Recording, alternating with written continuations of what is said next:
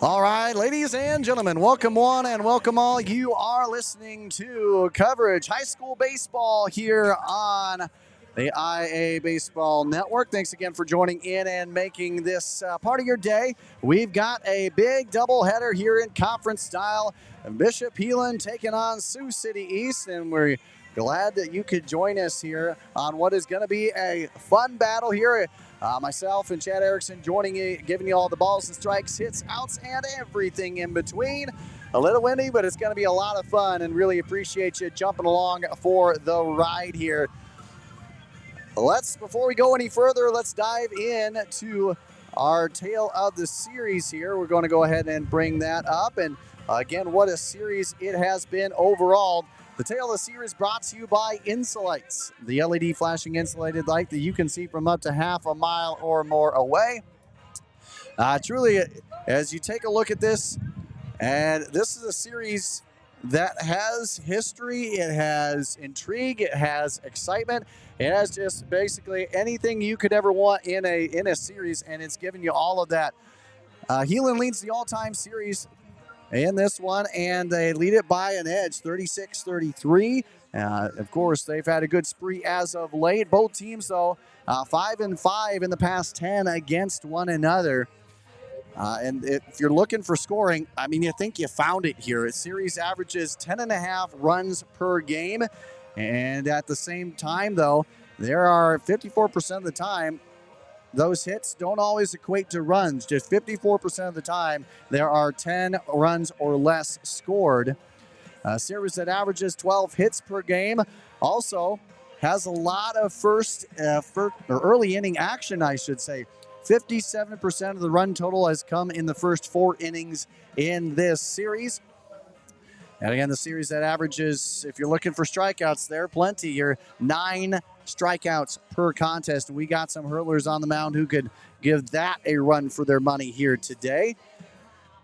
This has been, again, we've seen everything in history that dates back well past Bound era, where one team has scored 10 plus or more runs, 21 games in this overall series.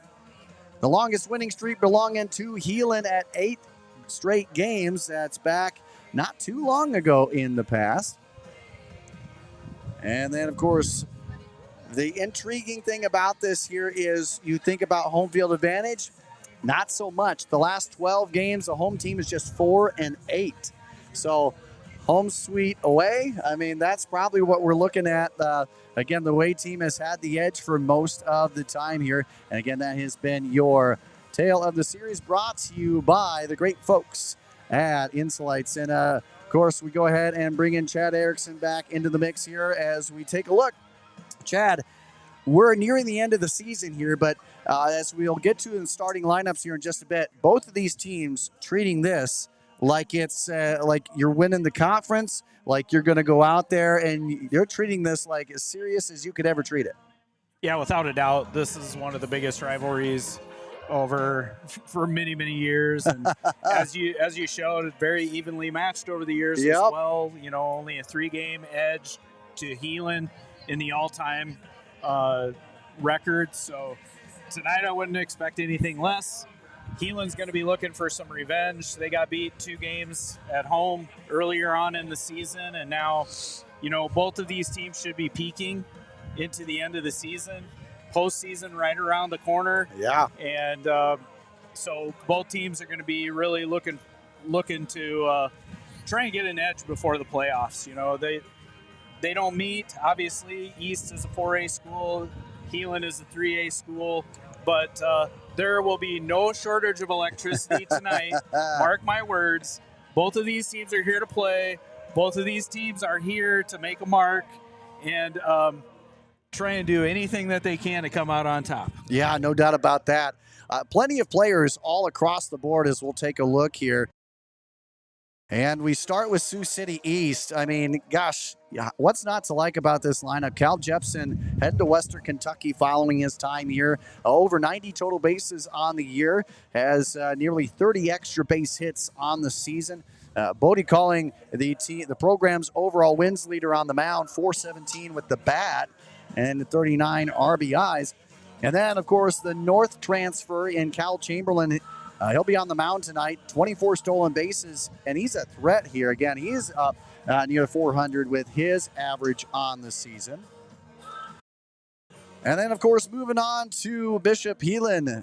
Jonathan Hope, J.J. Hope, however you want to say it, a 60 total base earner, 417 for Heelan, and 33 stolen bases. That's a high mark that you just don't see too often.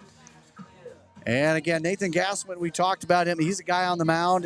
He's going to hurl today, 34 strikeouts, 327 average, 30 total bases. Brody Schroner as well, 50 total bases, 21 runs driven in. And again, it's hard to pick. We only do 3 players here, but there's certainly guys from both these squads that I think will play an impact and will have heavy presence here in today's game. Yeah, without a doubt. Both of these programs are deep, and I think East is probably the deepest team in the state of Iowa. Right on. In regard to players that on the varsity field that are making an instant impact, and then guys coming off the bench, whether it's to throw or hit or what have you, they're a very, very deep program, and they've got a lot of talented upperclassmen who we're going to see on display tonight. Heelan's graduated a lot of upperclassmen in the last 2 years. Some of the younger guys that Heelan has in the lineup have really had to prove themselves, and to a very high degree they have. And so tonight you should hope for a competitive game. And in regard to East, you've got Cal Chamberlain on the mound in game 1. Yep. Cal's been around, man. He knows how to pitch. Going to DMAC next year, and a couple of things that I've noticed after having watched Cal, coached him when he was in Little League on the All-Star team. Coming up, always been a very good competitor. And then, boy, the size. He's really filled out over the last year. Yes, it's been incredible. I think that's done a lot of things for him at the plate, hitting for more power. But it's also helped him, I think, with his endurance as the season has progressed. Because he's bigger, he can handle that innings load that he's had and built up to over all of these seasons of pitching varsity. So really impressed with him and how he is clearly maturing and ready for college baseball. So really excited about that and excited for him. Really good family, really good kid. So it'll be fun to watch him throw again tonight. Might be his last start before the postseason. Yeah, so we'll this see. will be a big warm-up for him. Exactly. And again, we mentioned just a bit of what the lineup is going to be looking like. Let's go ahead and bring those to you here now. We'll start with the visiting Bishop Heelan Crusaders. J.J. Hope's going to start things off. Peyton Erickson behind the plate, followed by Caleb Lefevre in the DH role here today. Tommy Carroll will be in the cleanup spot, followed by Nathan Gassman, who has been kind of a huge head turner here. We've known him previously as the pitching extraordinaire, and he's coming through batting .327 in the 5-hole. Last time we saw Heelan, you had mentioned one of the better bats that Heelan has to produce here. Yeah, absolutely. I think this has been a big step for him as a senior to come in and be in the lineup every day, as opposed to being a pitcher only, which he was basically the last several years throughout his high school career. I think he's been very excited to play a lot of right field. He's shown off that cannon of an arm. He's got quite a hose out there and throwing guys out and whatnot. And then off of the mound, he's really, really working hard, and tonight's going to be no exception. It's going to be really one of the premier matchups in the state of Iowa, with Cal Chamberlain on the mound for East and Nathan Gassman on the mound for Heelan. So we're expecting some really big things. I did want to say, last week, Heelan lost Brody Shaner for the season. He slid into second base on a double and broke his thumb on his right hand. Ouch. So he's dealing with that right now. He's in a cast. He did run the bases on Tuesday, but that's probably going to be what he's limited to for the rest of the season. So that's a big loss for the Crusaders, and he was having a really great season. And coming over from a 1A school, you never know what you're going to get in regard to being able to adjust to the pitching, because I think, your 3A, 4A schools that Heelan faces, you're facing really a lot of aces. Yes. Tonight's a prime example. Cal Chamberlain, man, he's one of the best. And so for Brody to play as well as he has this season, I know it's disappointing for him, for his family, for his teammates, to have that broken thumb get in the way of what was going to be a really great season. And now he's got to just be ready to go in 2027 at this point. Yeah. I mean, still, the body of work has to showcase for itself, and I think it does. And so this will be a heck of a year, or heck of a battle here again. Even down one, Heelan's still a big threat.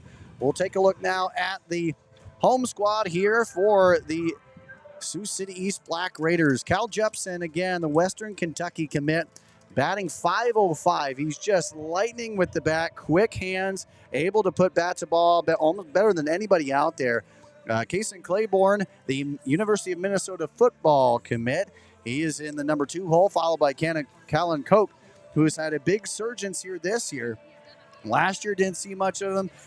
Ford was in the outfield, and he's gotten the chance to come up and take that. Bodie Culling in the cleanup spot.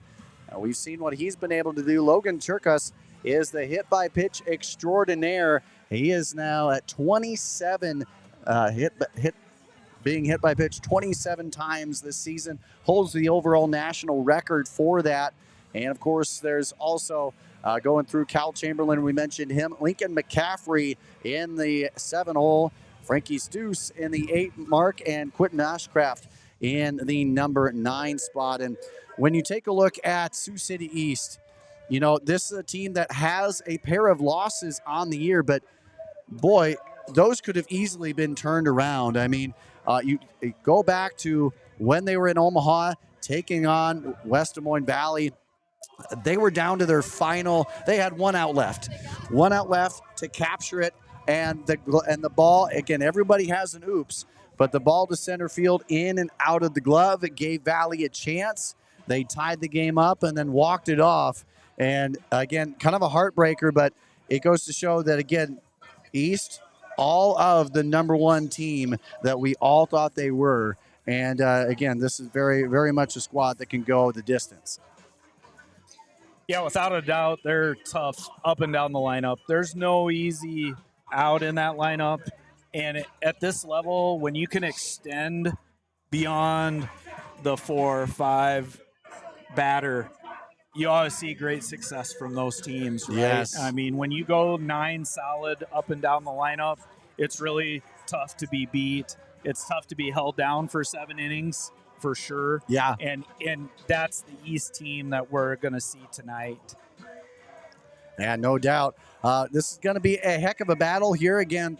This is a battle that's happened every year at consistency. It's happened so many times. Again, Heelan leads the overall series 36-33. And again, we'll see what happens here as we go into broadcast number 28. On the 2026 campaign. It'll be 28 and 29 coming on up here. But we got that in store for you. And coming around the corner, we are just moments away from the first pitch here in Sioux City. Again, it's the Black Raiders and the Crusaders. And we'll get going. We'll continue on with pregame right after this here on the iBaseball Network. Hey guys, a lot of ways out there in baseball to improve your game because it's all about improvement, right? And one of the ways you want to do that is improving your swing. One of the ways to help improve your swing, the batting donut. A trusted weight since 2022, comes in 9 and 16 ounce varieties. This covered in durable non-scratch silicone helped to protect your bat. It comes in a signature pink, blue, or chocolate frosting. Is a great way to pay homage to a wonderful breakfast treat while helping to strengthen, home in, and zero in on your perfect swing. So don't leave it to chance. Go out there, have some fun, and get the batting donut today. When it comes to protecting your home, you need more than just a contractor. You need a team that you can trust. And at IA Sports, we trust Lion Exteriors. They deliver expert roofing, siding, and exterior solutions built to last, because your home deserves the best. With quality craftsmanship, honest service, and stress-free process from start to finish, they make upgrading your home simple and reliable. Whether it's storm damage, a full roof replacement, or a fresh new look, Lion Exteriors has you covered. Contact Noah today or visit lion-exteriors.com and tell them IA Sports sent you to schedule your free inspection. Lion Exteriors, protecting your kingdom. Oftentimes when you have an injury or fall and you're concerned, your first thought is to go to the emergency room. But with DMOS Urgent Injury Clinic, wait times are often a lot less and you can be seen at a lower cost. If you know that your injury is related to bones, joints, muscles, ligaments, it's a great place to start. From sprains and strains to fractures and even lacerations. We have 3 clinics for urgent injury that you can be seen at, and we have fantastic surgeons that we can consult and refer to when necessary. Welcome back, ladies and gentlemen. As we continue along, we will go ahead and give you the defensive outlook here. We've given you the lineups, but now what's the defense going to look like? And we'll bring that up here, starting with Bishop Heelan. Jonas Jensen will be camped out in left field. Dylan Knapp in center. Tommy Carroll in right. The infield looks like this. Manning the hot corner will be Chase Beck. J.J. Hope will be at short. Hendricks Heaton will be at second base. Mason Moravec at first. On the mound, we mentioned him, Nathan Gaswint, the 35 strikeout thrower here, gets a chance to get back on the field that he had absolutely dazzled in last year. And, of course, Peyton Erickson, he is behind the plate here. As we move on to Sioux City East, their lineup looking like this. Logan Cherkis behind the plate. Cal Chamberlain is the one hurling in today's contest to start. Then around the infield it goes at the hot corner. Lincoln McCaffrey, Cal Jepson at short, Bodie Calling at second. Frankie Stews will be manning first base. And then it will be Callan Koch in left, Quentin Ashcraft in center, and Kason Claiborne in right. And that is the defensive outlook here for both squads. Again, nothing necessarily easy about it here. Again, both these teams have enough solid pitching behind them, solid defense, and we'll just see how things end up here. But again, Chad, as we talk about this and we go back in, this is a battle that I had circled. We all had circled right from the get-go. It just happens to be towards the end of the season as both these teams getting ready for a playoff push. But I got to say, this is a matchup. We'll start with Heelan here. They were, quite frankly, embarrassed a little bit on their home field in the first 2 games. Didn't seem like there was any type of rhythm offensively.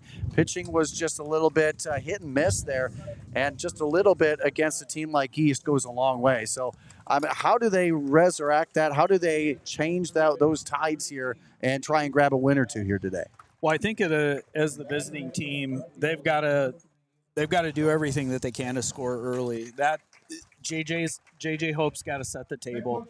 He's the catalyst of that offense. Yes, he is. Without a doubt. And so that's one of the keys to Heelan's success is making sure JJ's on base, JJ stealing bases, distracting the pitcher, so the middle of that lineup can drive him in. And I think defensively, Heelan is always solid defensively. I think Nathan has to pitch like Nathan Gaswint can pitch. Yep. The things that he is known for, that dominant fastball, and the good off speed that can get guys to chase balls out of the zone. Yep. Those are the things that we've got to see Nathan do tonight, and he's very capable of doing that. So I'm excited to see how Nathan and the Crusaders bounce back from those 2 early losses in the season, where, in my opinion, they just weren't playing themselves that day. And East came out hard and fast in that first game of that first doubleheader, and they never lost momentum. Yeah. And hats off to them for that. They never let up that entire those 2 entire games. They kept the intensity the entire every inning on the field. They were keeping that intensity. Absolutely here. And as we'll get the national anthem coming on up, we'll go ahead and take you out here as we will get that set and ready coming on up. As we'll take just a brief pause, and we'll be right back to give you more after this on the iBaseball Network. When it comes to protecting your home, you need more than just a contractor. You need a team that you can trust. And at IA Sports, we trust Lion Exteriors. They deliver expert roofing, siding, and exterior solutions built to last, because your home deserves the best. With quality craftsmanship, honest service, and stress-free process from start to finish, they make upgrading your home simple and reliable. Whether it's storm damage, a full roof replacement, or a fresh new look, Lion Exteriors has you covered. Contact Noah today or visit lion-exteriors.com and tell them IA Sports sent you to schedule your free inspection. Lion Exteriors, protecting your kingdom.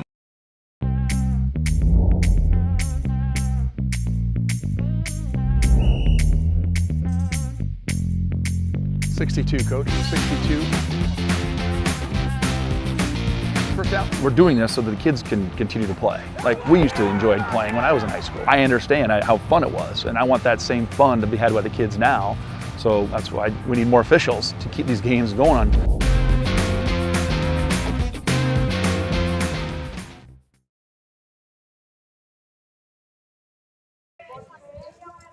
All right, ladies and gentlemen, welcome on back here as fans piling in and getting ready and set. And this is going to be a fun one. You see East kind of having some fun there, and rightfully so. This is going to be an exciting matchup, and we'll go back here to Cal Chamberlain. 41 innings on the mound so far. They've been the workhorse for this program. Teams hitting just 199 against him across a 2.02 ERA, 56 strikeouts on the season. And again, this is a guy here, kind of has that 3/4 arm slot, so to speak, and he finds a way. He guns it in there, and we saw him several times go the distance with a full complete game. Bout did that here in Omaha when we saw him last. So, the workhorse, you talked about it, man. Early on, you don't want the workhorse. You don't want the workhorse to get you early and take you deep, because once you get into those 6th, 7th inning, and you find the momentum shifting your way, it's one of the hardest things to break. Yeah, so he's obviously we've talked about it. He's a veteran.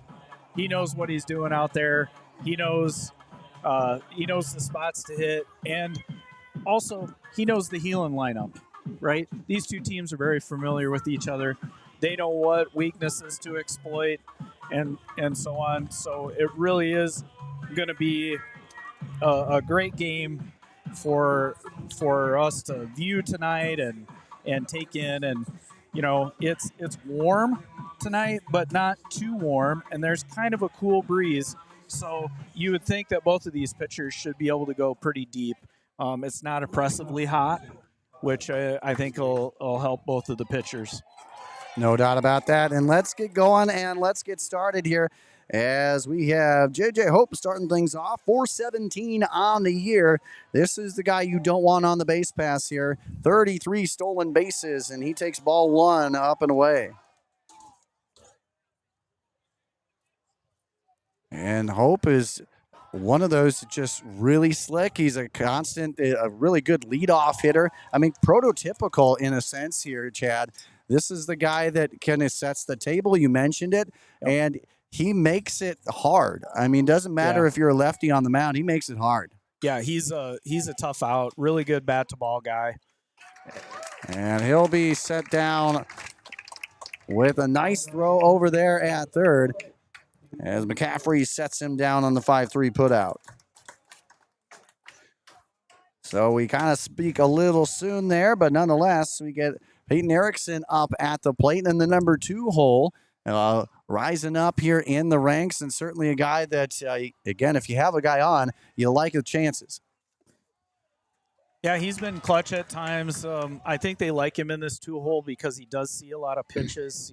He works deep into counts and kind of drives his dad crazy when he does that. But nevertheless, it's a strategy.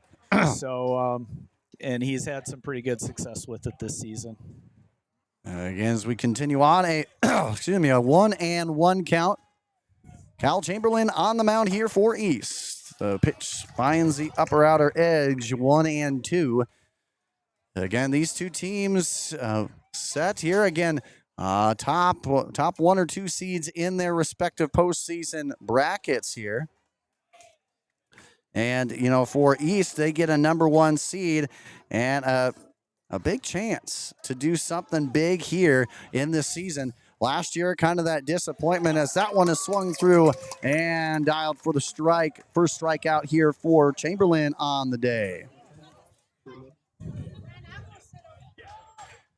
That one just a little bit out of reach here. Almost got it. Almost connected. That could have gone far. And now we have Caleb Lefevre up to the plate.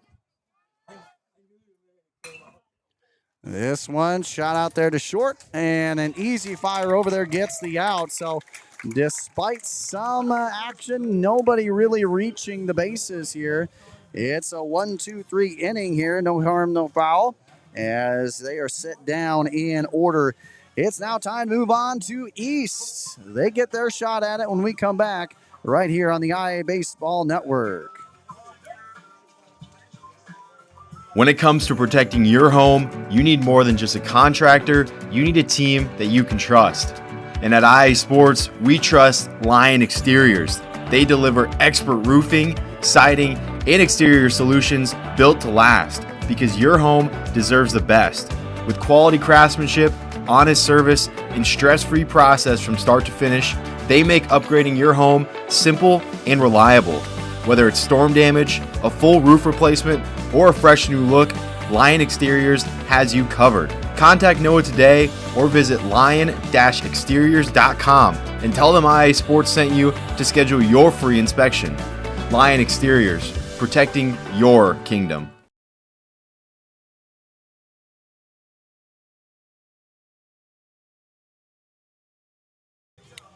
Welcome back, ladies and gentlemen. Nathan Gaswint on the mound here for Heelan. And this is the same venue last year. He went nearly the distance, I believe, if not going a full 7 innings in a win in which I believe it was a split right here on this field. Gaswint in that first game last year, absolutely stellar. This year, a little bit rocky when it's come to the pitching side of things. Not what we're used to seeing out of him, but certainly he's still one of the better hurlers that this side of the state or even the whole state has to offer. Yeah, this was the game last year where Nathan really rounded into that dominant, top-of-the-line pitcher that you can be in a 3A or 4A school. He really showed the state what he could do. This was really his coming out game, and so we'll see if he can repeat some of that magic that he had here last year. Cal Jepson headed to Coach Raridan's Western Kentucky Hilltoppers following his time here. Of course, we all know what Jensen's been able to do on the football field as well. He's been that multi-sport star, but headed to play collegiately on the baseball diamond, takes ball 1. And this is a guy that, he quickly moves. You see him scoot around here like it's a 3-inch map, right? It is that quick the way he can operate. And that one is called a strike there with the 1-1. And so This is one, again, he sets the table well, batting .505 on the year. He has been as effective as any leadoff guy can be. That one gets sent up pretty high, and that will be out there into center field, and that will be Knapp to capture that one here in a big first out. Well, that's a big out for Nathan there. Jepson sets the table for his offense, of course, and you know, getting back to Jepson, when you look at him, Cal screams baseball player, right? Yes. So there are just some guys you see on a ball field and you say, yep, that's a baseball player, and that's Cal for sure. The way he operates is just his mindset, everything. Very, very cool to see. The off-speed pitch, not quite in the zone. We start the first pitch here to Kason Claiborne. Claiborne telling us that he is graduating early, and he's going to head to the University of Minnesota early, meaning this is the last time we're going to see Kason Claiborne in a Sioux City East uniform. Yeah, we'll see how it affects their postseason, because he has been a pretty important cog in the wheel and in the gears, I should say, and you know, I'm sure that they'll miss him. But like I said at the beginning of the broadcast, this is a very deep ball team. And JJ with the pick and a fire across the diamond. It goes. Nicely done. That's a heck of an effort to get him and nab out number 2.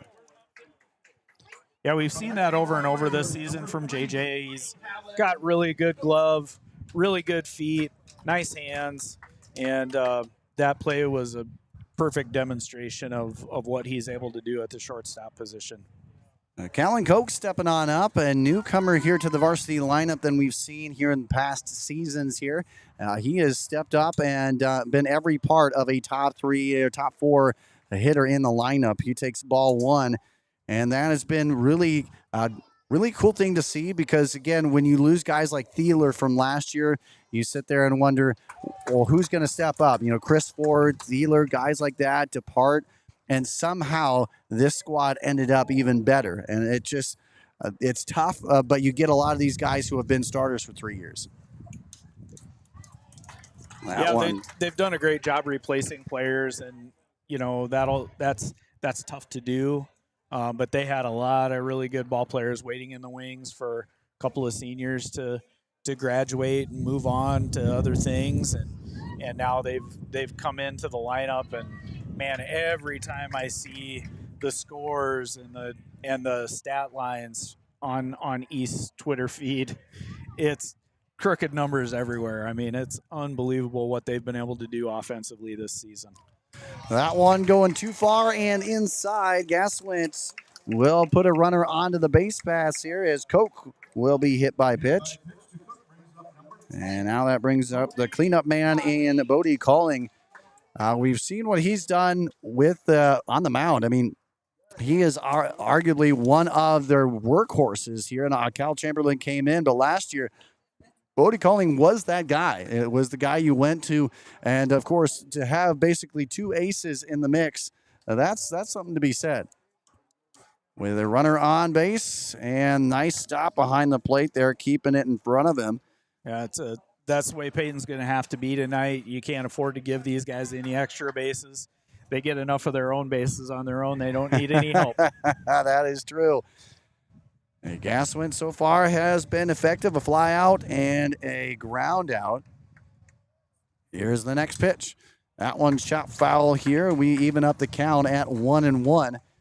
Again, these two teams met earlier in the season, and it was all Sioux City East, in fact, by big margins.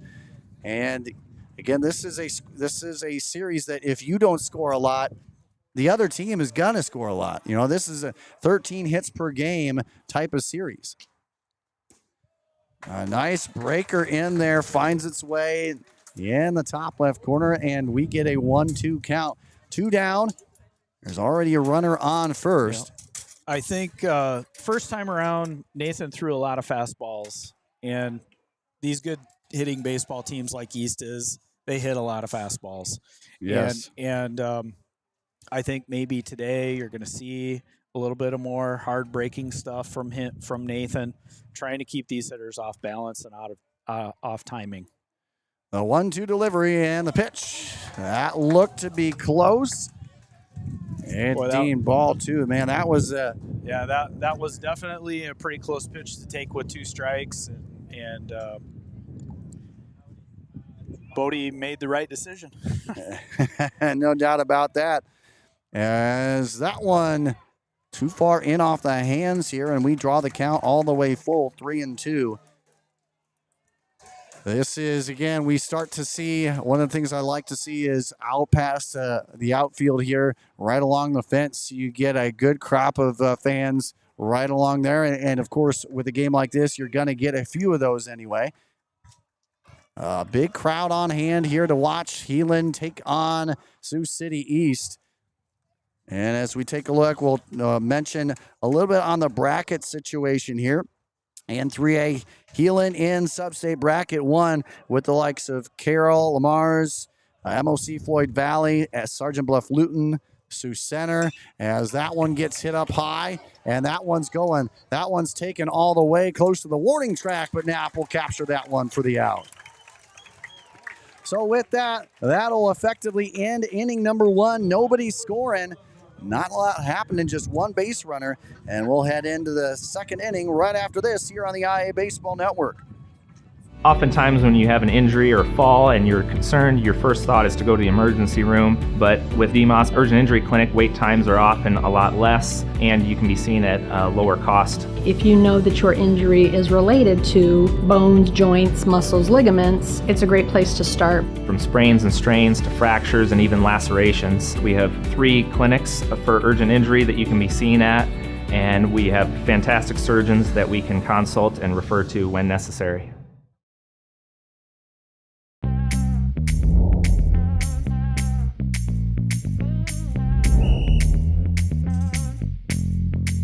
.62, Coach. 62.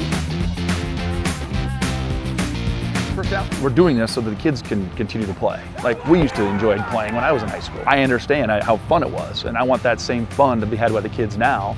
So that's why we need more officials to keep these games going on.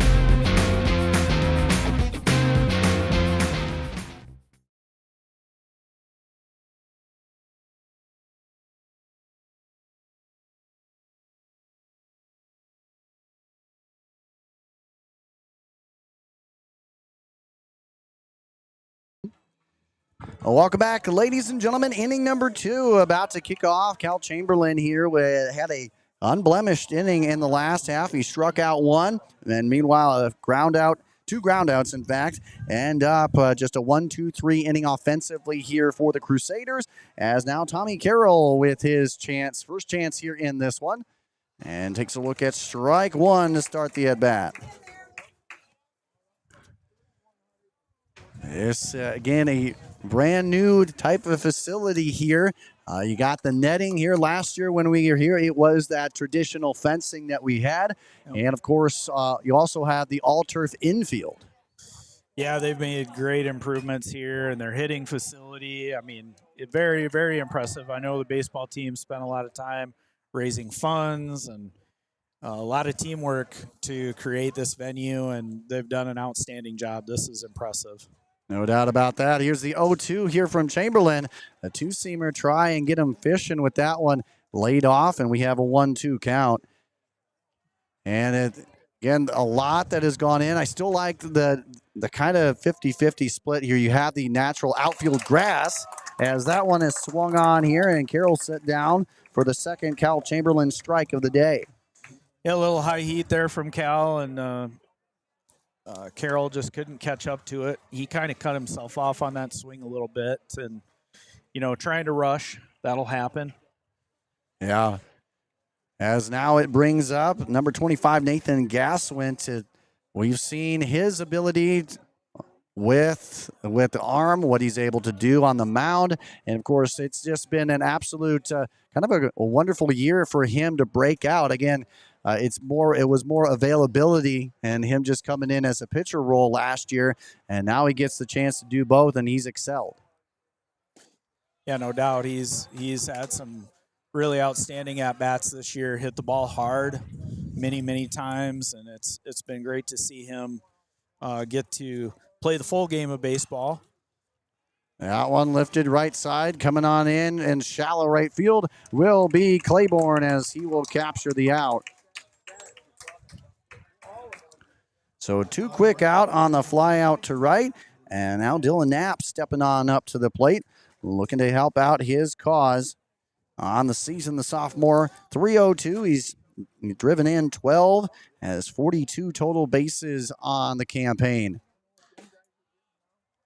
And that one is in there for the strike. We start off with an 0-1 count. You know, no surprise here. We see Chamberlain consistently first strike, first strike, first strike. He's just filling up the strike zone. I think if Heelan's going to be putting balls into play, they're going to have to be hunting that first pitch. Yeah, and indeed, I think one of the things that Cal Chamberlain has been good at is starting off early and then finishing strong. And he doesn't miss a whole lot there. That one not very far off the mark here. And Chamberlain again heading to DMAC following his time here as a Black Raider. Here's the 1-2. That's a chopper left side, and it keeps it there at the 1-2 mark. Way to stay with that. And Dylan just hesitated just enough to get a bat on that off speed and stay alive in the at-bat. And the next pitch is in there for the strike. It is now strikeout number 3 here for Chamberlain as he once again goes 1, 2, and 3. He takes 2 of the 3 outs in the inning, and Heelan set down in order. And it'll be now up to East 5, 6, and 7. Cherkis, Chamberlain, and McCaffrey due on up when we return right here on the IA Baseball Network. Oftentimes when you have an injury or fall and you're concerned, your first thought is to go to the emergency room. But with DMOS Urgent Injury Clinic, wait times are often a lot less and you can be seen at a lower cost. If you know that your injury is related to bones, joints, muscles, ligaments, it's a great place to start. From sprains and strains to fractures and even lacerations. We have 3 clinics for urgent injury that you can be seen at, and we have fantastic surgeons that we can consult and refer to when necessary. As always, make sure to catch up on High and Tight coming your way every single week. We go ahead and recap what was, what is, highlights that you have sent us, and a whole lot more. So make sure to go ahead and hit us up as soon as you get the chance here. Again, mom, dad, brother, sister, cousin, everybody in the family, get that camera out there because we want to see the highlights, and it'll be on High and Tight every week. Just go ahead and check them out today. Again, every Sunday nights, Monday morning, depends on when we get that up. And also, get your performance of the week in. Get it nominated, whether it's on Instagram, Facebook, X, right here on YouTube. Doesn't matter. You can hit us up at ibaseball1@gmail.com, and all you need to do is nominate. Then on Sunday, head to the IA Baseball Facebook page and vote. You could earn somebody a Performer of the Week, and all you need to do, it's in your hands. Get the ballot in there and get the vote as well. And now Logan Cherkis standing on up. Got the chance to talk with him, and you know what? The guy has found a way. He's a magnet. Leads all of Iowa high school, or leads all the high school baseball in the country, being hit by a pitch over 100 times in his career. As that one gets laced out there into right field, and he takes absolutely no time to deposit that one into right field here for the first hit of the ball game. Yeah, no surprise from Cherkis there. He just ambushed that first pitch and took it to right field as he's done many, many times over. A heck of an outing, heck of a start here as Cherkis picks up his, bringing it up here, brings up his 25th hit of the season. I talked to him earlier. He's been really focused as we have Chamberlain up to the plate. He's been really focused on improving that swing, making that swing as strong as it can be, because he's told me whether he's golfing, whether he's at the movies, it doesn't matter. He's always focused on that swing, and you can see it. It has been a big improvement, and obviously he stands on first now because of it. And the 1-0 count here to Chamberlain, and again, you talk about a guy that was known primarily for pitching at Sioux City North. He comes over here, and he has just an absolute thriller of a season so far. As he bunt attempt laid down, pulled back, and not in there. Ball 1-2. Gaswin looking to pick up his first strikeout here. Again, 35 strikeouts. You know, it's just kind of been one of those. He's kind of found into another season here at Heelan baseball, and teams kind of picking up a little bit on him, but he's still, if you get a 30-plus strikeout season, it's still impressive, and he is still rocking it out there. Yeah, he's faced some pretty tough competition this year, and so you're going to see some numbers that maybe he wishes was a little bit better, but he's competing, right? Yes. And you're going to see that. Faced Carlisle last Saturday, and velocity stayed elevated throughout that game. Didn't come out on the right end of things for him, but I think he pitched well enough, and we're seeing some things as he rounds into the end of his season that we're used to seeing from Gaswin. A 2-1 count here to the number 5 hole man in Chamberlain. Also a pitcher-on-pitcher battle. Runner's taken off. The bunt attempt is laid down. It's a perfect one at that. The throw has to be made to first, and it is in time. And boy, that one was dead on arrival once it left the bat. Yeah, it was a really dead bunt. Erickson picked it up right in front of the right-handed batter's box. Made a great play to first base over there to Mason Moravec for the out. Good sacrifice bunt there by Chamberlain. He did his job.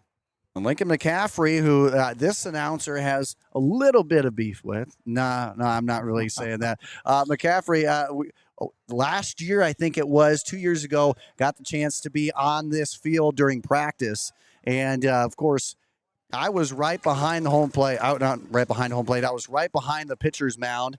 And I thought I was safe. Coach Miller right next to me, all good. And Lincoln McCaffrey has an absolute zinger of a hit. And luckily I don't still have the bruise to this day, but that stitching was pretty much in there. He caught my leg pretty well. It just goes to show this is a guy that when you have this kind of a power in the number 7 hole, you're a dangerous team. Oh, without a doubt. Without a doubt. That was some paint on the outside corner there by Nathan. Really nice pitcher's pitch there. McCaffrey didn't like the call very much, but it was a good looking strike on the outside corner. The 0-2 with a runner in scoring position. Runner is going to take off the throw over to the third and safe. Wow, that was a close one there as McCaffrey is set down on strikes here. First strikeout of the game here for Gaswin. Yeah, tremendously difficult play there by Erickson. He caught a foul tip for strike 3, threw it down to third base, just shy of making the out. So with Frankie Stu stepping on up, he has a chance, needs to get it out of the infield in order to really do something with it. Swings through that one for the strike here. And I can't help but notice when with both of these lineups, you get down and you have about 2 or 3 guys who could be like that quote unquote second leadoff batter. And again, this is a guy here in Stu's. I think could easily do that. Take strike 2 here, but these guys have a good feel for where the ball is and kind of where it's going to be and how to get it out of here. I mean, again, this is a team that just can hit the ball like none other. The 0-2 delivery. And he swings through that one, and it's the out that they needed. A runner 1 stride away, but back-to-back strikeouts here from Gaswin effectively ends the threat. So despite a runner on, despite 1 hit, nothing going here. We'll go ahead and break it down as we move into the brand new inning coming on up right after this on the IA Baseball Network. Student council really was a good opportunity for me to understand myself as an individual leader and understand the best way for me to help other people. Student council provides you with these skills that will last you not just through high school, not just through college if that's something you want to do, but for the rest of your life. It's much better to face those obstacles now and learn how to overcome them so that when they take that next step, they already have some of those skills in place to cope and overcome and become the best version of themselves that they can be. Being in a place where you feel like you belong and finding kind of your voice is so important. By being around other leaders, you really soak up all of that leadership, and it just makes you want to become a better leader. There's people out there who have a capability for change and are willing to go out and create that change. And if I associate myself with them, I'll be a part of that grand scheme of things that's bringing positivity and positive change throughout the state.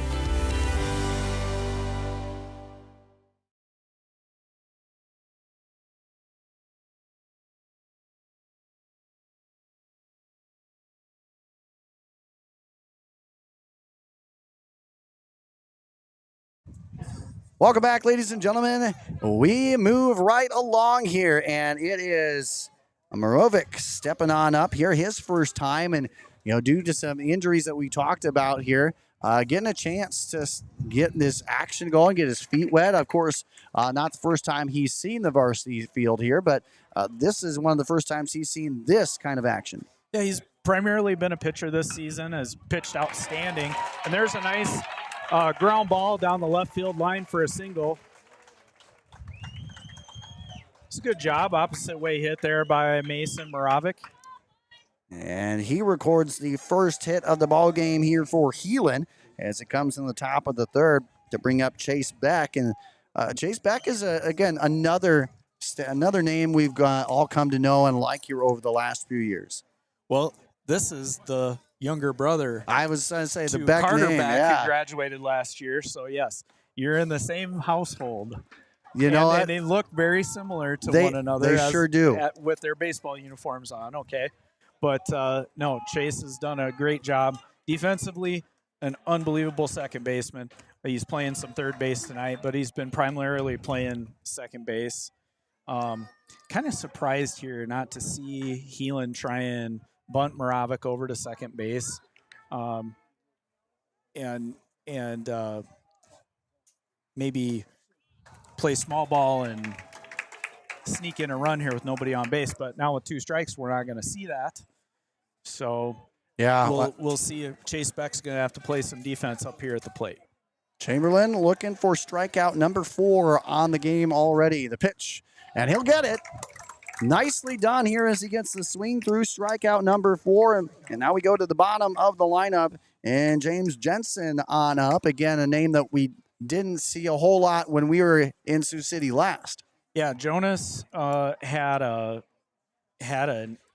unfortunate incident before the season started. He caught a bat that got away from one of the players, and it did a number on his nose and face, and so had a concussion. It was pretty nerve-wracking for the players and for the parents, and especially Jonas. But yeah, I bet it's been good to see him come back as the season has gone on, work himself back in, and dealing with concussion protocol and dealing with broken bones and things like that. Always makes you nervous, but he's made some really athletic plays here as he's been getting into the lineup, and so he's got a tall order here, lefty-lefty matchup, and yeah, it's just it's tough, but he'll learn from that at bat and come back second time around and get bat to ball. So now we're back to the top of the lineup here. J.J. Hope ground out his first trip up. Would love to get something rolling here. That one shot left side. That one gets away, and that'll lead him up there. We have runners in scoring position now at first and second here for Heelan. And, I mean, if there is ever an opportunity, man, you just got to take advantage of even the small ones like that. Yeah, I think the third baseman kind of let the ball play him there. He didn't really seem to charge it, and then the ball kind of squirted under his glove for the error, so it'd be an E5 on that play. And now we've got Peyton Erickson coming up with 2 runners on and 2 outs. Again, Erickson, a strikeout victim his last time up.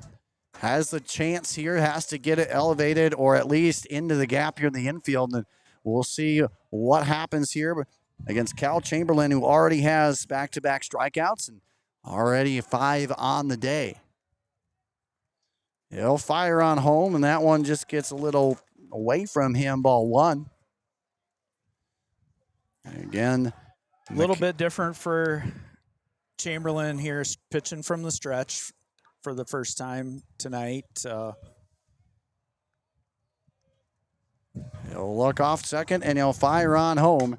That one, a double hopper out there to second base. Colling will pick it up, and he'll secure out number 3. So the last 2 half innings, it's been at least a runner in scoring position for both squads. They come up empty, though, as we will now head into the bottom half of the inning, and it'll be East to try and answer when we come back. When it comes to protecting your home, you need more than just a contractor, you need a team that you can trust. And at IA Sports, we trust Lion Exteriors. They deliver expert roofing, siding, and exterior solutions built to last, because your home deserves the best.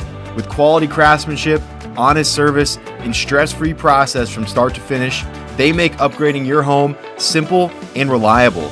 Whether it's storm damage, a full roof replacement, or a fresh new look, Lion Exteriors has you covered. Contact Noah today or visit lion-exteriors.com and tell them IA Sports sent you to schedule your free inspection. Lion Exteriors, protecting your kingdom. Appreciate you jumping along for the ride, ladies and gentlemen. Anything that you want to talk about, iabaseball1@gmail.com, or you can catch us on Facebook, or anywhere that you can find us. That includes Instagram and beyond. I got some alum for both squads in the house here, including Ethan Erickson, who was a huge part of the state tournament trip for these guys last year. Yeah, and he's having a pretty good summer right now, playing for a team, I think, out of Omaha. 18 RBIs. I saw something on Twitter about that. Among the league leaders there, if not the league leader in RBIs in his league that he's playing in this summer. So good building moments for him. No doubt. And again, just goes to show both of these teams, a lot of community within. A lot of guys want to come back and check out what's going on with the programs that they left in great positions. And so again, both these teams do an absolute stellar job of that. As we have Quentin Ashcraft stepping on up here to the plate. Ashcraft, again, one of those that could kind of that scrappy player, can get there, can get to the ball early. And I mean, against Gaswin, you're going to have to find that early success, just like with Chamberlain on the other side. Yeah, very athletic center fielder and great speed. So always a problem when he gets on base. And on top of it, you got to deal with Jepson in the leadoff hitting behind him. So you got to make sure that you're not giving him any freebies. The 0-1 count sails a bit on him, 1-1. We are scoreless here through 2 and now into inning number 3 as we get the bottom half rolling here. Again, it's 9-1-2 up here for East, led by Coach Trevor Miller. And again, back at it a second straight year as a number 1 seed. And they're looking to get potentially back. And it's going to be interesting here. They go from, I mean, both of these teams were at state last year. And so we could potentially have 2 teams go from a Sioux City State tournament all the way to Cedar Rapids. I mean, that's a difference in distance for sure. Yeah, without a doubt. Heelan saw that 2 seasons ago, and you know, even though Heelan travels well, as that one eats him up there at second, not quite able to capture that one and bring it in. And both teams now sporting 1 error on the day. Yeah, and that could be the difference in the game. You know, Heelan didn't capitalize on the defensive error by the Raiders, and now Nathan's going to have to work through this one.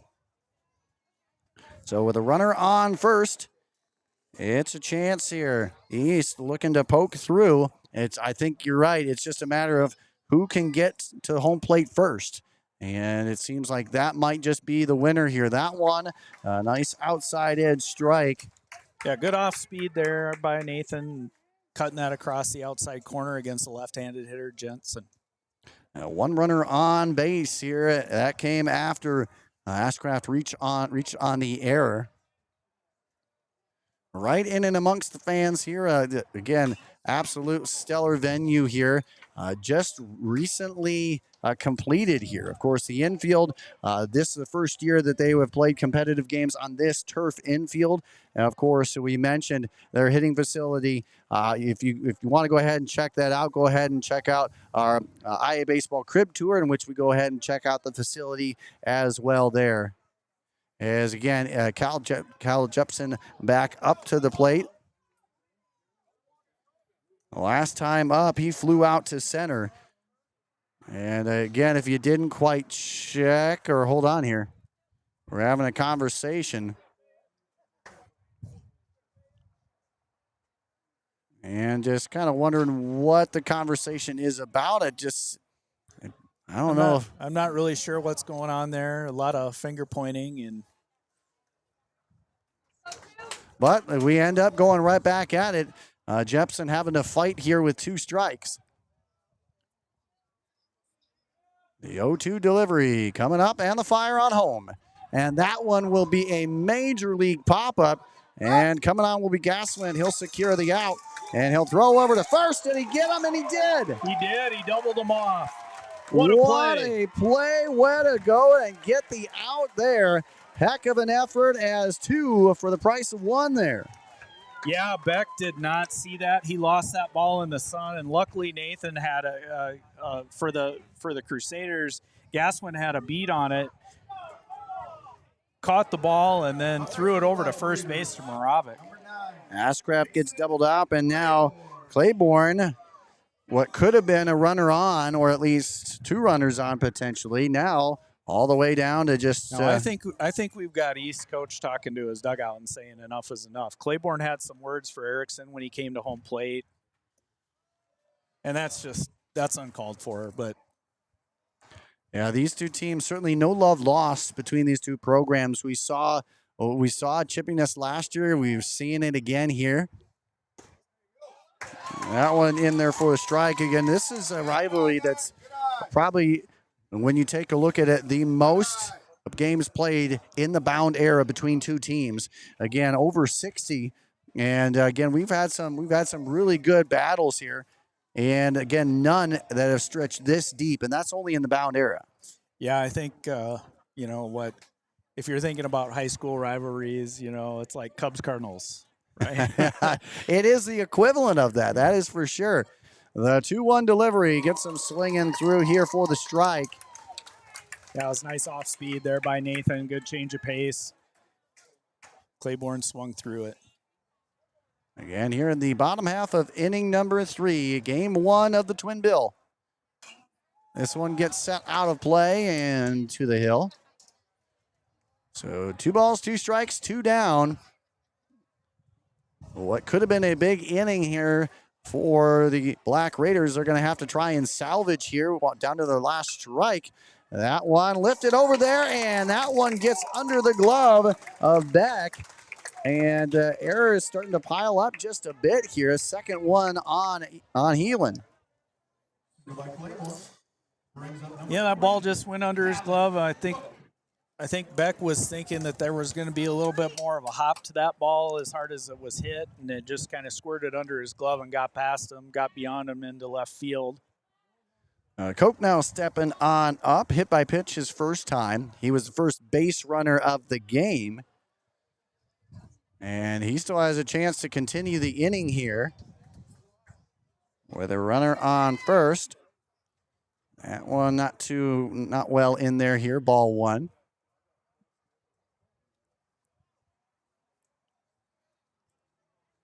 Again, a little bit of a different view here from Sioux City East High School.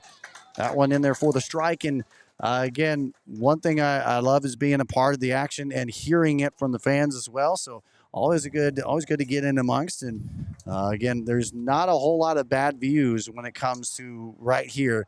Both these programs do a great job of making sure everybody gets a good seat at the table. Yeah, the venue is an excellent venue, and you're seeing this more and more. Teams going away from the chain link and putting up the netting, and that makes a tremendous difference in the viewing from the stands. It opens it up, and it just makes it for an overall better experience in my mind. And of course, there's as that one goes and gets lifted over there into right field, but foul.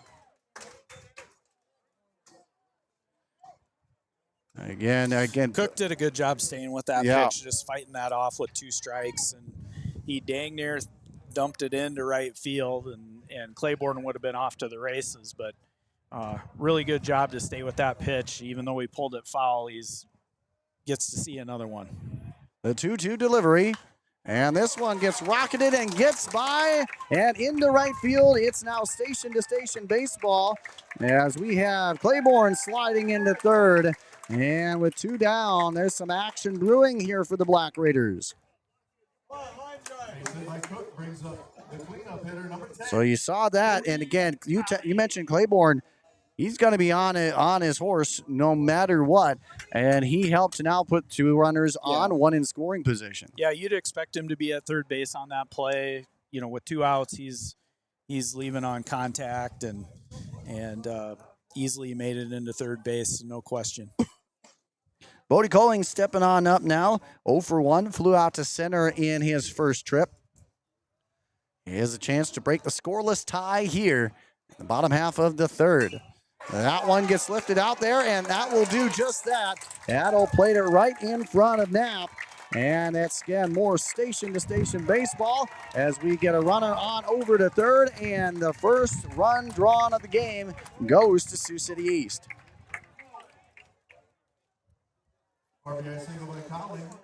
So Colling with the RBI single as he goes ahead and puts his 46th RBI on the board. So now we go back to runners on the corners. Logan Cherkis stepping on up for the second time. Back-to-back singles here. Gaswit looking for strikeout number 3 should he connect. Cherkis a single on the very first pitch in his first at bat.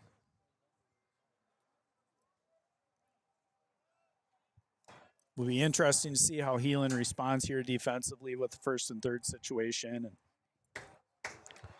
And this is a Sioux City East squad that can find their way around the base pass for sure. They get this, 142 stolen bases on the year so far. That is gawky numbers right there as we now move to an 0-1 count. Runners on first and second. Colling stands on first after breaking the scoreless tie. And the 1-0 advantage here, bottom of inning number 3. He's off to the races. And there will be no throw. And you kind of figured that might happen. You got some speed over there at third. Don't really want to attempt fate. Well, East guessed right. The pitch was an off-speed pitch. Erickson didn't have a chance on that one. Good jump at first base, and now we've got another defensive alignment for Heelan here. That one in the dirt here, ball 2. And again, some players, new positions relatively. Again, we talked about Beck being over there at third. Normally get to see him at second, I believe. And right. Again, we see Heaton on at second here as a defensive player. Yeah, Heelan's kind of been experimenting all season long with second base and third base, trying to find the right combination of players and with glove skills and arm skill and so on. And they've got a little bit of time yet to figure it out, but we're gonna have a conclusion very soon as the postseason's right around the corner. Exactly. And Logan Cherkis, once again, adds another mark, about total base number 38 on the year for him.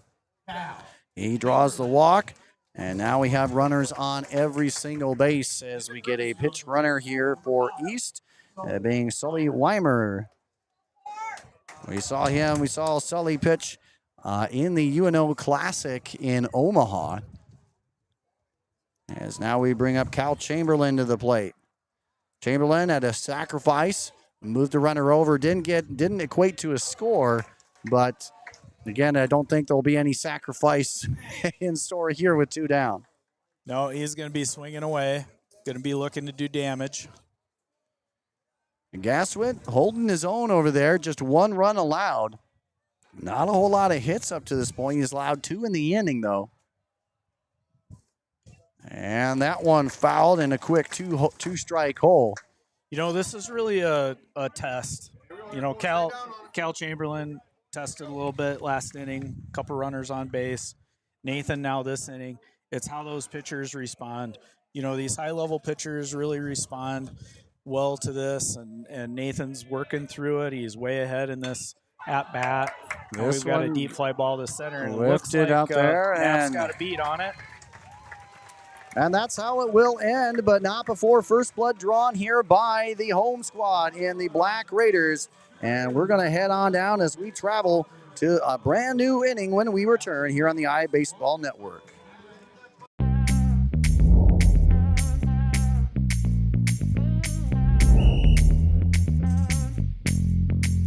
.62, Coach. 62. First down. We're doing this so that the kids can continue to play. Like we used to enjoy playing when I was in high school. I understand how fun it was, and I want that same fun to be had by the kids now. So that's why we need more officials to keep these games going on.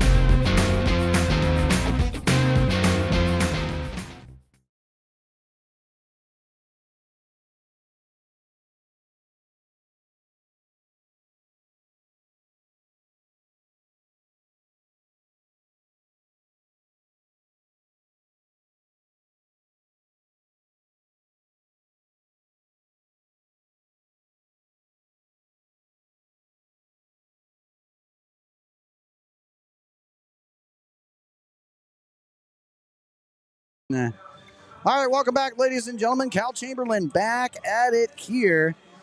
He recorded the last out on the fly out, and he gets right back at it here defensively. As we go ahead and remind you, we have instant reactions here for the 3A and 4A postseason brackets. Again, we talked about Sioux City Bishop Heelan and where they're headed. The Black Raiders, they're taking on a very familiar foe in the first round in Sioux City West. And again, the way the format sets in 4A, if you're a top seed, you get the win in round 1. You move on over to the sub-state final. And again, we could see a conference battle there. I mean, you have Council Bluffs, Lincoln, and Sioux City North going at it. Of course, Lincoln, that's their 7th 20-plus win season of the campaign, or in the Bound era anyway. So they've had an improved season. It just seems like this conference overall has had an improved year. Yeah, no doubt. That one. It's been a very competitive season for the conference. You know, I suspect Abraham Lincoln's going to have something to say in the postseason as well. And you know, certainly East. I think East is really hungry. I think they were thoroughly disappointed bowing out in the first round last year, and this one gets out there, and that will find the outfield grass in left field. That will go all the way to the edge, and just like that, Lefevre finds himself on second, the first extra base hit of the ball game here for the Crusaders. Well, you couldn't ask for a better start than that, except for maybe a home run by Caleb to lead off of an inning. And now Heelan's looking to even the score here with a runner in scoring position and nobody out. And you got to think about what his usage here. Again, he did just come back not too long ago from the draft combine, which he had a pretty good showing there, touching up some 90s and impressing scouts for sure. One of 3 Iowa-born guys to head that way as the swing through here by Carroll comes up empty 0-1. Yeah, big swing from Carroll there on that breaker. Just didn't make contact. I know he's looking at that big hole there at shortstop. Shortstop's kind of holding holding. We got to put a pause on that one. Hit by pitch. They were using Jepson to hold, expecting Tommy to hit the ball to the opposite field there and not pull it. So maybe Tommy, swinging pretty hard there, trying to pull the ball, seeing that Jepson is holding on second base there against Lefebvre. You know, the one thing that East has in their favor is Jepson, though. I mean, we've seen him capture the ball in second baseman territory. I mean, just a heck of a play. Yeah, that we've he's seen a heck of an athlete, no doubt. mean, that does open it up just a bit, as that one is also hit by pitch. Off the shoe tops, Gaswin now puts an interesting and that's going to bring situation Coach here. out of the dugout for a discussion. Obviously not for a change of the guards here, but boy, kind of just wanted that, at least in my estimation, slow it down, keep it going here. It's a dangerous situation to be in, though, because, you know, we saw it last year. You give Heelan an inch, they'll take a mile. Well, they're going to be looking to do some damage. There's no doubt about that. And we got Dylan Knapp coming up, who's no stranger to high leverage situations. And the sophomore on the year has driven in 12 across his 29 hits. And boy, if there's ever a time here that you really want to capitalize, this is it. You have everything at your disposal. You can sacrifice fly, will get a runner in and tie the game. If you poke one into the gap, that's obviously the best case scenario if you're Heelan right now. And again, this is that redemption, because Heelan, they did not perform well at home last two times these two played. yeah, so I would expect Chamberlain to throw some fastballs early in the count here and get ahead, which he's kind of had a little bit of trouble with here so far this inning. And then he goes off speed for a strike. So, yeah, you know what? Hey, He's listening to the you. strike Chad. is a strike. You just didn't say. You just didn't go with the fastball. He's listening. He's trying. He's playing the game too. And now he has an 0-1 count in his favor. But bases are full of Crusaders here with nobody out. Here's the pitch. That one gets it in there. And boy, if you ever needed your sixth strike of the game, it's right now. Yeah, 2 breaking balls in a row here. We'll see if that sets him up for maybe a 4-seam up. Try and get Knapp to chase something out of the zone up. Here's the 0-2 delivery, and gets him on the inner third to swing through. That's strikeout number 6. He's already on a roll here, and we're just into 4 innings worth of work, but that was pretty much what you needed, and you couldn't have gotten the ball in play. They did exactly what they needed here, as now Morovic stepping back up. You know, Morovic hit a good ball down the left field line last time up. Just making good contact. And now here's Chamberlain working ahead again in the count. Again, we bring this to you live here from Sioux City East High School. And again, the second doubleheader battle between these two teams this season. Again, it went by the favor of East in the first outing. Again, doubleheader sweep. And now they're battling out here again last year, where we were here last year. And what was, again, an epic split. And we'll see what happens 2026 edition. That one gets in there for the strike here, now 1-2. Chamberlain's really working the off speed well since the mound visit, and I think he's gathered himself here, and now the that's pitch. what good pitchers do. And he gets the 7th strikeout of the game. He is not quietly compiling quite the total right now. He's set 7 batters down via the strikeout. Well, I think a lot of times when you have a good pitcher on the mound and you know you're going to see a lot of strikes, you have to pick a zone and defend that zone. You get that ball where you want it to be. You know, maybe for Morovic it was away. That last pitch was right where he hit that last single. He just couldn't pull the trigger. And now with 2 down, the pitch, a swing through with this one, and boy, this would be huge to still be able to come through here if you're Heelan. Still a chance. It'd be huge on the other end here if you're East. Set them down with bases loaded. The 0-1 delivery here. Cal Chamberlain, first season as a Des Moines East, or as Sioux City East Black Raider. That one dials in there for the strike. And now we buckle up here. 2 strikes. you still got to play. You got to play defensive a little bit at the plate right now, but you can't be too defensive. Yeah, that was a tough pitch to take there, right down the middle, and I think Chase would probably want to have an opportunity to hit that ball again. That one gets oh boy, there we go. Outfield grass. That plates one for sure. And again, a good throw in from the outfield grass at Claiborne. That got it done, and that's how we even up the score now at 1 apiece. Well, and I showed my colors there for a second, being a Crusader, but good on Chase hitting that ball to right field. That's great. That's what you need to do. Not try and do too much. Put the ball in play. Good things happen. And now Jensen. Second hit in the inning here as the number 9 Holman Jensen steps on up to the plate. I think Jensen needs to sit here. He needs to be thinking, I got to hit the ball to the left side of the infield here. I've got to just... That one to the right side it goes, and the pick and the clean fire over there from Colling will get it. So despite 7 strikeouts here, it is a tie ball game, and that came off of the bat here of the Crusaders and Chase Beck, who has officially evened up the score at 1 apiece. We're going to go ahead and we're going to dive in to another half inning, the bottom half, when we return right here on the IA Baseball Network.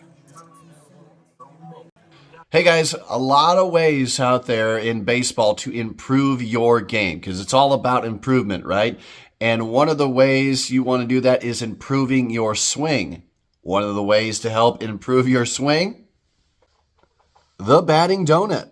A trusted weight since 2022, comes in 9 and 16 ounce varieties. This covered in durable non-scratch silicone helped to protect your bat. It comes in a signature pink, blue, or chocolate frosting. Is a great way to pay homage to a wonderful breakfast treat while helping to strengthen, home in, and zero in on your perfect swing. So don't leave it to chance. Go out there, have some fun, and get the batting donut today.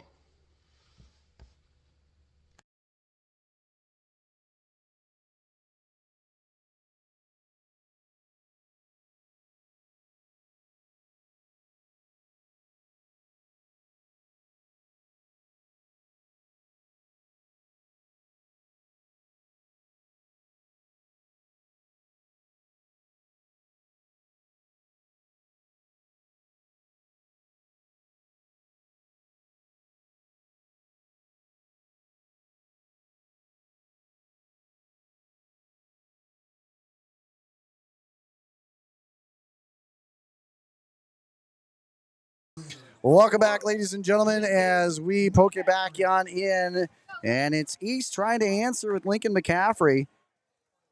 Heelan edged across a run to make it all tied up once again, and now it seems like it's going to be the race to 2. But I don't know, even as I say that, both these teams have been able to hit the ball around pretty well here in this one.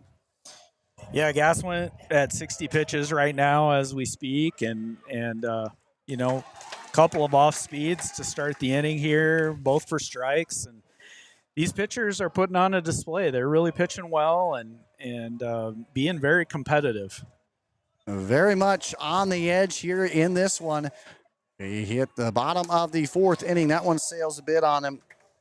And that almost seemed like it wasn't a mistake there. Like we're trying to tempt that. And I've seen a couple of pitches like that from Gassman. Yeah, I think 0-2, you want to try and get a guy to chase, make it good enough to be believable that it's going to be a strike.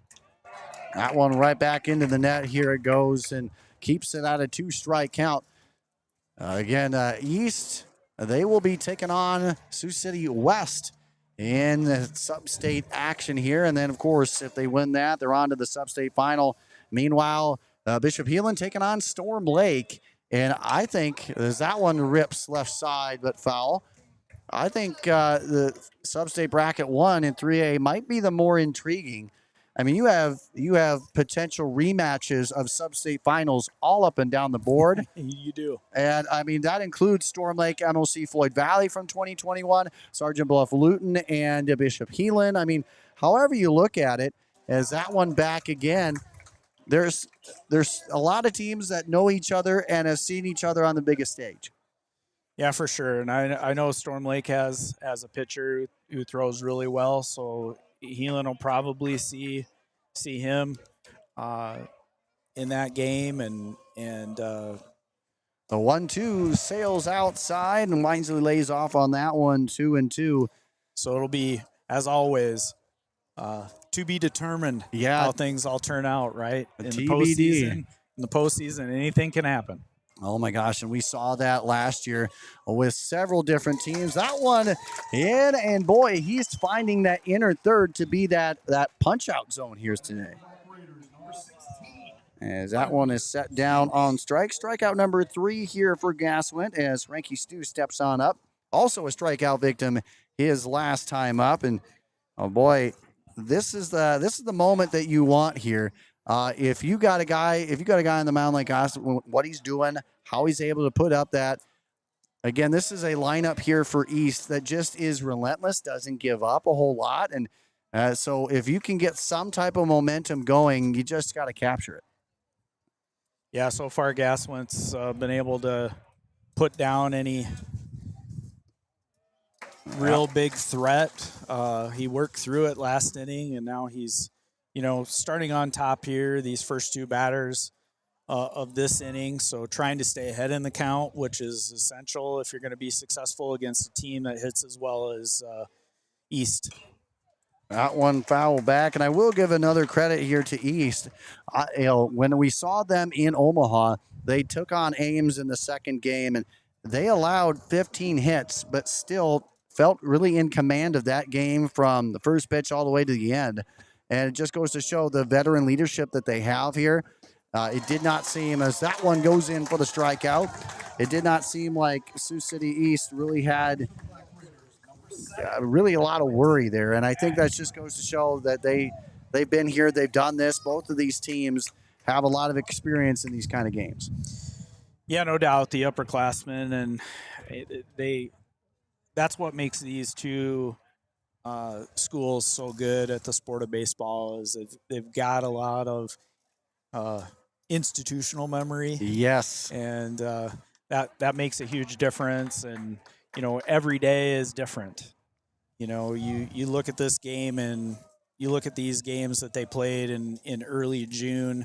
Now we're in early July. We've got a totally different situation currently in this game than we had back then. And, it just goes to show you, that Heelan has improved, and East is still the team that we knew that they were coming into this game. And these games are going to be competitive. No doubt about that as we draw the count 1-1. It was a Sioux City East lead after 3, but not very long. In the top half of the 4th, Heelan answered, and that's where we sit right now as the 2-1 count crosses, all knotted up at 1. And again, if you were looking for, intriguingly enough, this has been a series here, Chad, that's been high scoring, a lot of hits, yet I don't really feel that in any way, shape, or form so far in this game. Yeah, we definitely have a pitcher's duel going here, and it may come down to one mistake late in the game. Might come down to a hit by pitch or a walk or something like that. It's both of these pitchers are pitching pretty well today. That one finds its way into the zone for strike 2. A full count now set, and 2 down. East trying to get runners back onto the base paths here. They've been set down quickly there. That one right back up the middle and into the outfield grass it goes. And just like that, Quentin Ashcraft finds his way on base for the 2nd consecutive inning.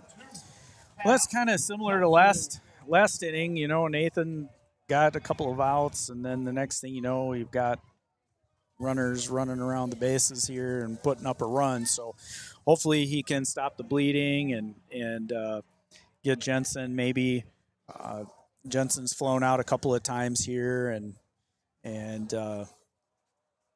see if Nathan can get that to happen again. That one inside, and nicely done by Erickson stopping that one here. A heck of a backstop, and Jepson, if you wanted a guy that could really turn this game on its end, the leadoff man here for the Black Raiders is that guy. No doubt. He's got an electric bat. Jepson can hit the ball from gap to gap with ease. And he does. He hits that one into the outfield grass. And we got some movement around, headed to third. And just like that, third time we've seen that, a single, as Jepson will also make his way on over to first. A single turn double now has two in scoring position. And Chad, I don't know. These teams, I don't think want offense to happen unless there's two out. Yeah. Well, it's just, good hitting by Jepson. That was an ill-advised throw from Tommy Carroll. Trying to keep Jepson at first base in that situation. I know Jepson is a base stealer and difficult to throw out, but you got to give yourself an opportunity to keep a guy at first base there in that scenario. So the empty count now as we look at Kason Claiborne takes strike one. And again, final season will potentially see him in a Black Raider uniform here as he is he's hit it off. I mean, this is a heck of a guy here. He stands he stands over my height for sure, and I'm 6'1". Not sure on the official height for Claiborne, but man, he is an athlete through and through. That one gets lifted left side. That one's taken off, and that one will be foul. And boy, that one went all the way to the warning track and then some as Heelan breathes a sigh of relief there. Yeah, that one caught a little bit too much of the strike zone, I think, for Nathan's comfort. And Claiborne hit that very, very well, but he pulled it just foul. It wasn't foul by very much. A slow trot on back here as Claiborne will pick up the bat here, and that's kind of one of those that it's almost a deflating feeling. That was a hit if it was inches one way or the other, and so you got to come back at it. And the more chances you give Gaswin, the harder things become. Runners out second and third, trying to pick on a run. That one wisely lays off here. And I mean, both of these pitchers, Chamberlain and Gaswin, they found themselves in pitcher counts early, and they've been able to kind of finesse around the strike zone. And they're just kind of playing with things here. It's kind of fun to see how that chess match is working out. The next pitch is that one on the ground at third. And back with the fire on over. And that will get him by a step as the Crusaders thwarts anything here from East. No score happening there. It's still all one ball game. And we come back right here on the IA Baseball Network. When it comes to protecting your home, you need more than just a contractor. You need a team that you can trust. And at IA Sports, we trust Lion Exteriors. They deliver expert roofing, siding, and exterior solutions built to last because your home deserves the best. With quality craftsmanship, honest service, and stress-free process from start to finish, they make upgrading your home simple and reliable. Whether it's storm damage, a full roof replacement, or a fresh new look, Lion Exteriors has you covered. Contact Noah today or visit lion-exteriors.com and tell them IA Sports sent you to schedule your free inspection. Lion Exteriors, protecting your kingdom.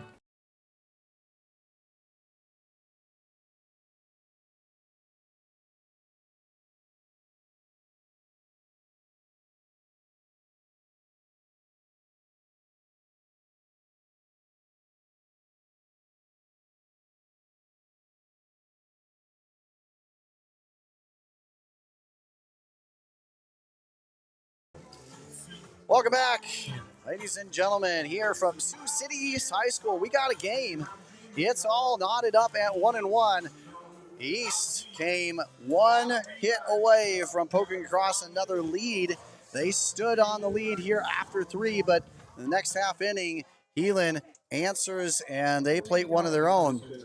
And now we're back to the top of the lineup here for the Crusaders. As J.J. Hope looking for his second trip onto the base pass. He reached via error first time up. The first pitch he sees will be the strike in there. And boy, if there's any misses here, and that wasn't a miss by any means, but if there's any misses here, you're not missing by much. I mean, you really have to work if you're the offense here. That one's set up too far and away. I think at this point in the game, if you're Heelan, you're looking to be more aggressive at the plate. This is the third time through the lineup at this point, and you know that Chamberlain's going to throw a lot of strikes. So you got to pick the strike that you want to be swinging at, whether it's an off-speed pitch or a fastball. The bunt attempt laid down, and the throw over to first will get him. Interesting thought, though, but, I mean, if there was ever a guy to try and pull that off with, I mean, you got him right there. Unfortunately, just a good play defensively will capture the out. And, I don't necessarily blame Coach Wesselman on that front at all. So 1-3 put out will now bring up Peyton Erickson to the plate. Erickson has gone 0 for 2, strikeout and a ground out in 2 trips. And that one will be inside, having to duck out of danger here for ball 1. And all across the IA baseball scene, we're also catching up. That one is swung on. We got Cade Nissen checking out the game as Solon takes on Clear Creek Amana. And, of course, we've got Western Dubuque in action as well, all across IA baseball.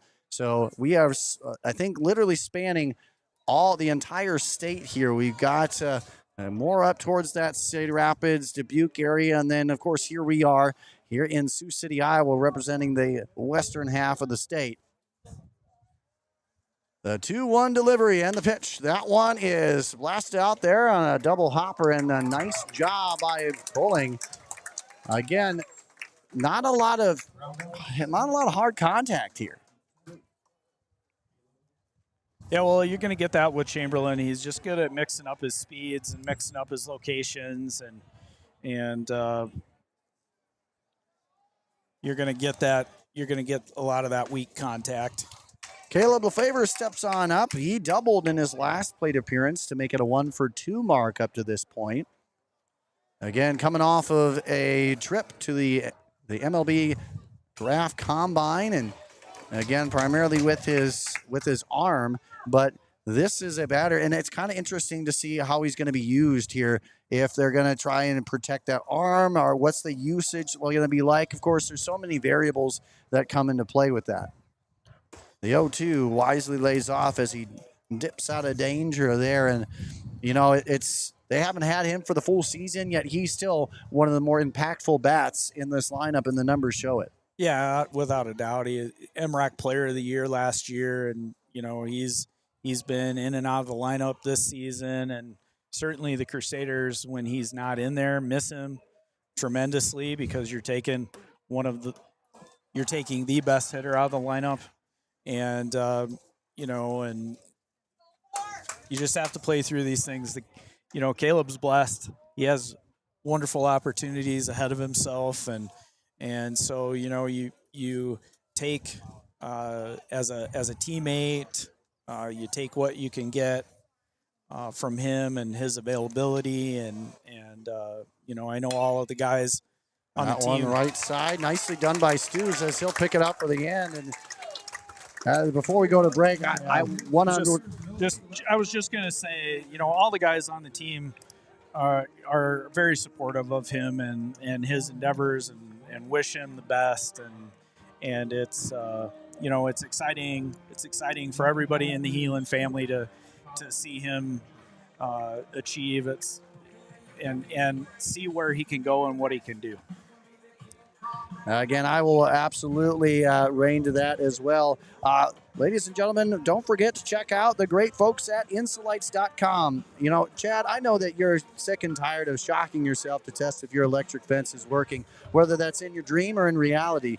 But I'm here to tell you, it's no longer a dream type scenario. Insolites is the LED insulated light that you can see from up to half a mile or more away. It can go onto almost any type of post out there, pick, place, and run the wire right through it.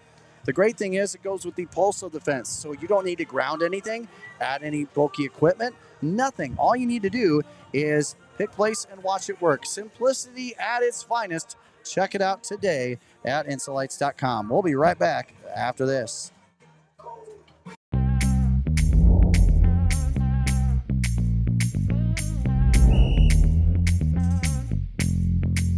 62, Coach. 62. First down. We're doing this so that the kids can continue to play. Like we used to enjoy playing when I was in high school. I understand how fun it was, and I want that same fun to be had by the kids now. So that's why we need more officials to keep these games going on.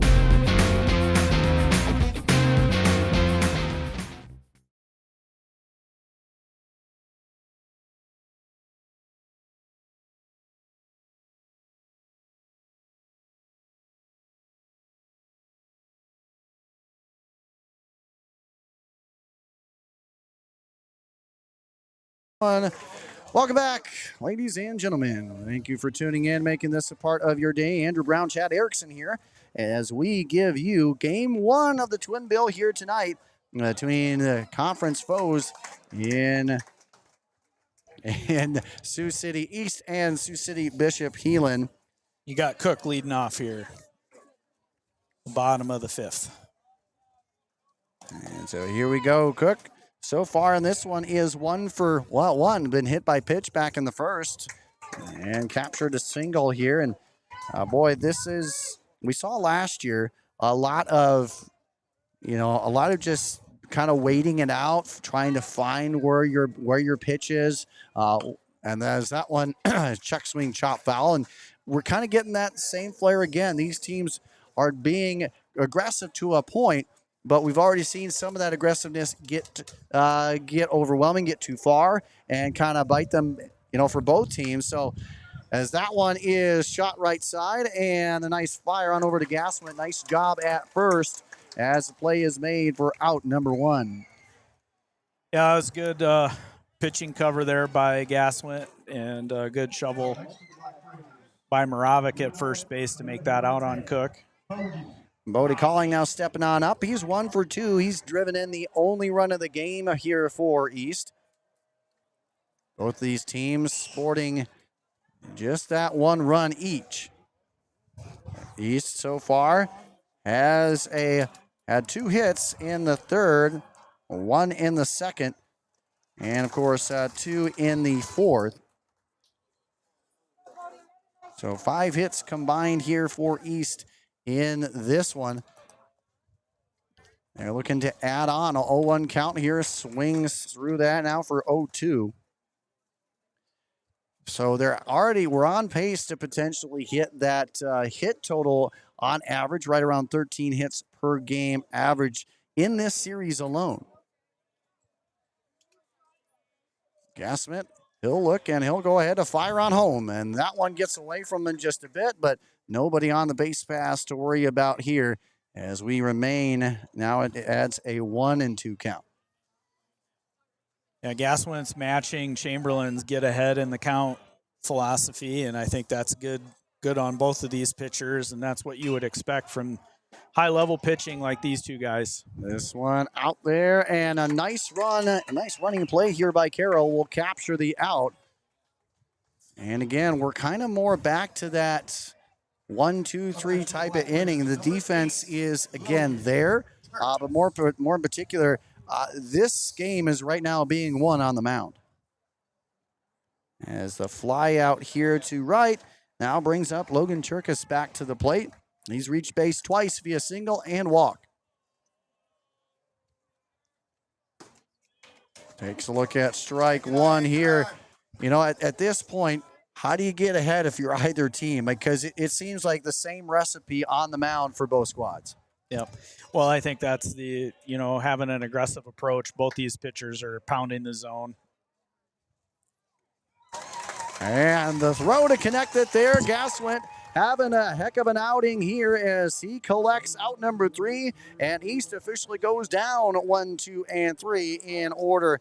We got more action coming on up when we return. It's IA baseball here from Sioux City, Iowa. And when we come back, it's a brand new inning, the 6th, with 4, 5, and 6 due up for the Crusaders right after this on the IA Baseball Network. When it comes to protecting your home, you need more than just a contractor. You need a team that you can trust. And at IA Sports, we trust Lion Exteriors. They deliver expert roofing, siding, and exterior solutions built to last, because your home deserves the best. With quality craftsmanship, honest service, and stress-free process from start to finish, they make upgrading your home simple and reliable. Whether it's storm damage, a full roof replacement, or a fresh new look, Lion Exteriors has you covered. Contact Noah today or visit lion-exteriors.com and tell them IA Sports sent you to schedule your free inspection. Lion Exteriors, protecting your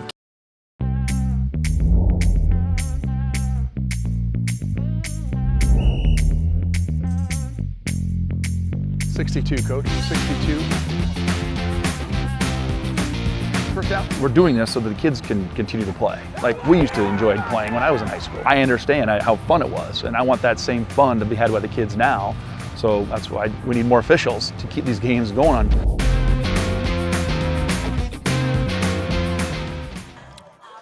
More action here from Sioux City, Iowa, East versus Heelan.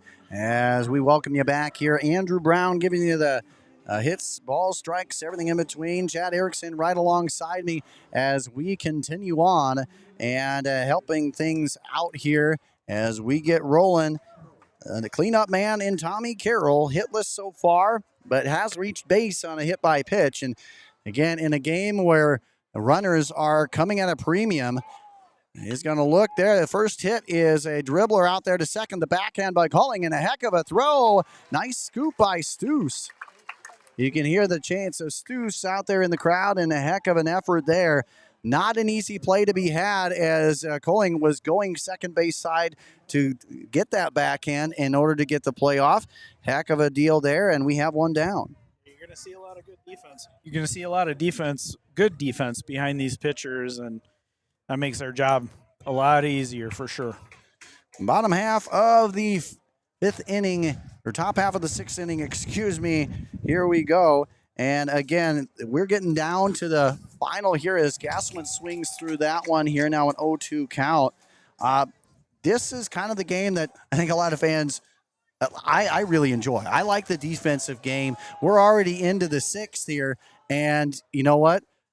I got to say here, Chad, last game I had a 45-minute first inning. Well, this game has moved very quickly in comparison. This game that one is in off, and that one nails him on the thigh. Well, for sure, Chamberlain didn't want to do that. He was up in the count 2-1, and he was commanding his pitches, and that one just kind of got away from him and clipped Nathan in the leg. And that's the second time Gassman has been hit by pitch in this game, as Dylan Knaps comes on up, and pitch runner here for Bishop Heelan. I have his number 24. We'll see. We'll pull that up here in just a second. We'll let you know who's the runner, but we have a runner onto the base pass here. Oh, now he hit. And now he got two in a row. So back-to-back hit batsmen. And boy, in a game, again, I mentioned it, where you just can't give up base runners. Chamberlain has potentially put a big error on there, and there's two on now.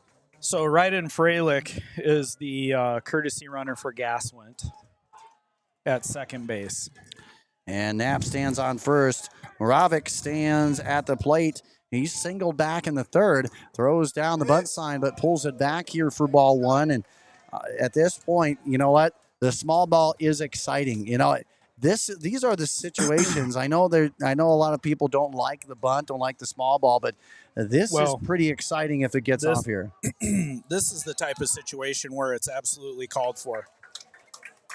You've got a pitcher that has been dominating through the game, and now he's made a couple of mistakes and allowed a couple of base runners. You've got two free base runners on base, and you need to move them around, get them into scoring position, because you just, so far in this game, we haven't had that many scoring opportunities for the Crusaders.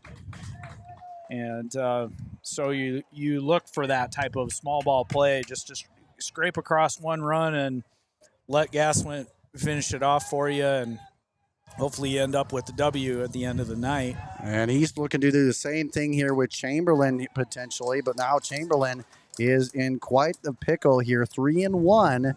you do have a base open to work with, but do you really want to load the bases here for Heelan? Well, absolutely not. And you could see that on Chamberlain's face after that ball crossed the plate. He wanted a better execution than what he was able to manage on that 2-1 pitch.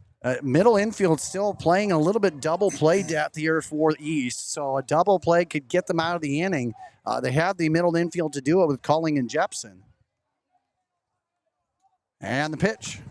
That one, a chopper. That will find its way. A good pick and fire to first. That was as good as a bunt. That was. By Moravec. I mean, that's what you got to do against this good pitcher. You know, you got to put the ball in play, and you got to put it in a place where you're going to advance the runners.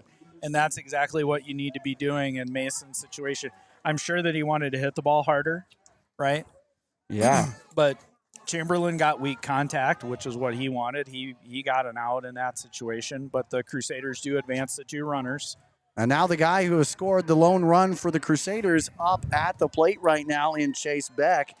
Again, we talked about a great family lineage there, and it truly making an impact here in 2026. Yeah, for sure. So, you know, in this situation, Chase has got to look to hit to the backside of the field here. He wants to hit to the right side of the infield. That is where he needs to hit this ball, because the Crusaders have to have that run cross home plate here with, well, I guess there are 2 outs, but you still gotta put that ball in play over to the right side. And right now, really painting those corners here, and we're seeing again the weak contact comes as you're trying to, as a batter, to hit those outside pitches. And again, for the most part, somewhat consistently called here by Blue behind the plate. The 0-2 delivery from Chamberlain. Yeah, I think and he got the strikeout. That was absolutely needed here for East. Chamberlain was in a sticky situation, gets out of it, and gets the Black Raiders back with a chance to get up at the plate as we head into the bottom half of inning number 6. Boy, we've got a showcase here for you today. Stick around. We'll see how this one continues as we come back on the IA Baseball Network. Oftentimes when you have an injury or fall and you're concerned, your first thought is to go to the emergency room. But with DMOS Urgent Injury Clinic, wait times are often a lot less, and you can be seen at a lower cost. If you know that your injury is related to bones, joints, muscles, ligaments, it's a great place to start. From sprains and strains to fractures and even lacerations. We have 3 clinics for urgent injury that you can be seen at, and we have fantastic surgeons that we can consult and refer to when necessary.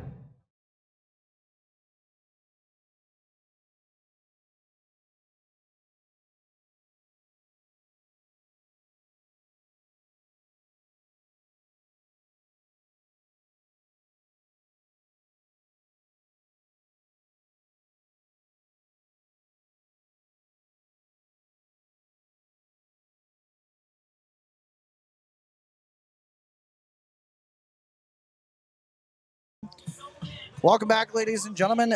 And Ethan Gaswint on the mound here, and up to right around estimated 93, 94 pitches on the game.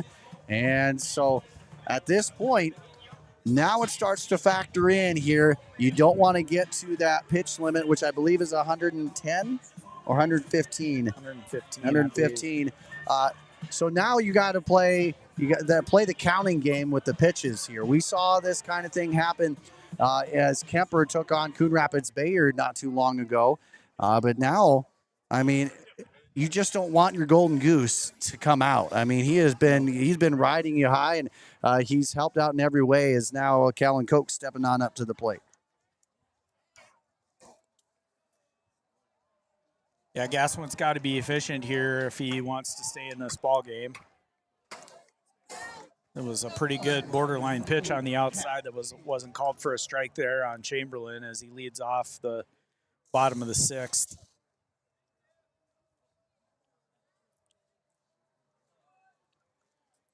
Little timeout by Gaswin. Let's figure things out here. I think there was maybe a little miscommunication on the pitch selection. Normal depth here overall. That one sliced foul out of play. And everybody looks to see where it's going to hit. Yeah, what car is it going to hit, right? Not mine, that's for sure.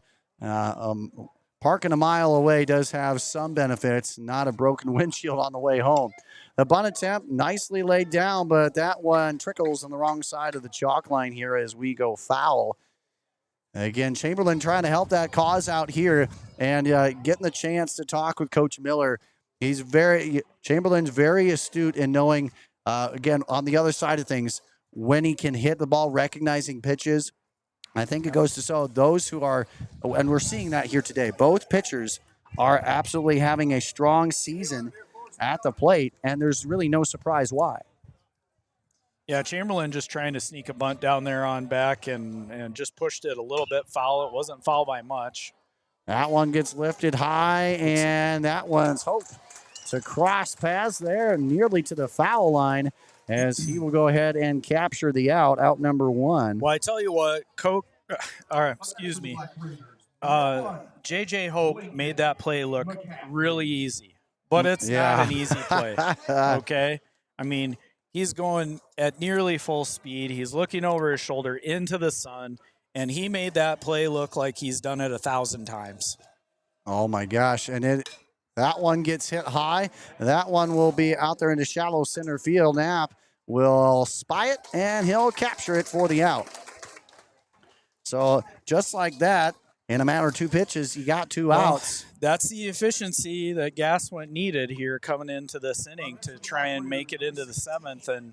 And so far, he's accomplished that. Now, with 2 outs the last couple of innings, there's kind of been a little bit of inconsistency here with his execution. So we'll see if there's any let up. And so far, strike right down the middle.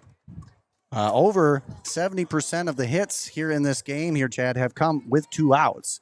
So these offenses both would rather see 2 outs here, I guess, as that one swung through for the strike. And yeah, just a changeup that disappeared on him and swung right over it.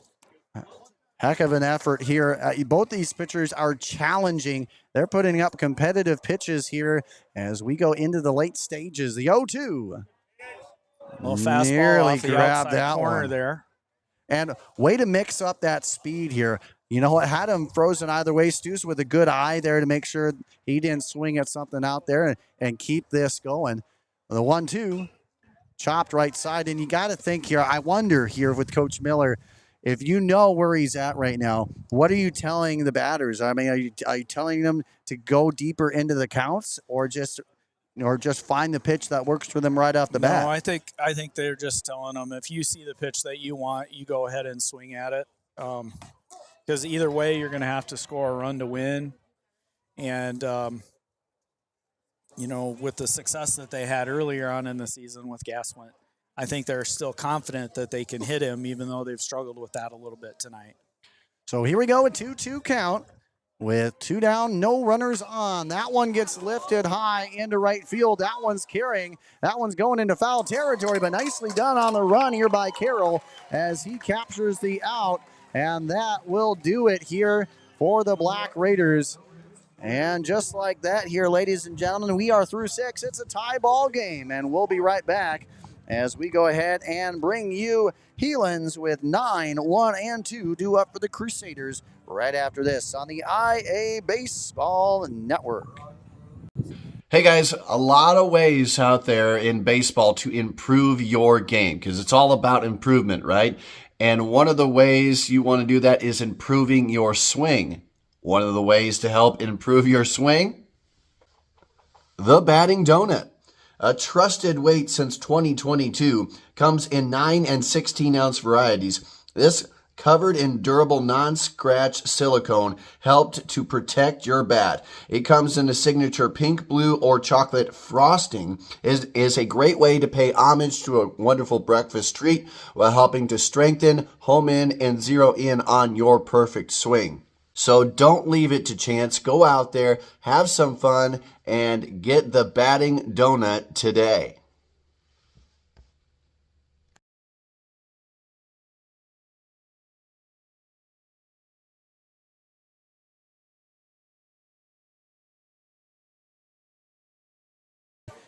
Welcome back, ladies and gentlemen. We're going to go ahead and bring you so far what we have on the line score, and it's not a ton. This has been an offensive lack here today, simply because it has been a pitching duel. Both teams sporting 1 run so far.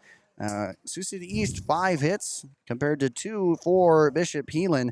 But man, whether it be the hit by pitch, the walk, I mean, both these squads are finding ways to get on.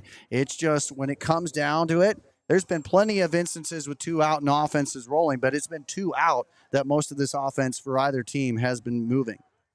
Yeah, we've had base runners tonight. There's been some excitement. And now we've got Jonas Jensen leading off for the Crusaders here in the top of the 7th. He's down 0-2 in the count. So with the number 9 hole man up, JJ Hope would be up next. Peyton Erickson is in the hole, and so certainly as that one goes in for strike 1, or ball 1, excuse me. Close one there. It was a close one. It's pretty close to take with 2 strikes, but Jonas laid off.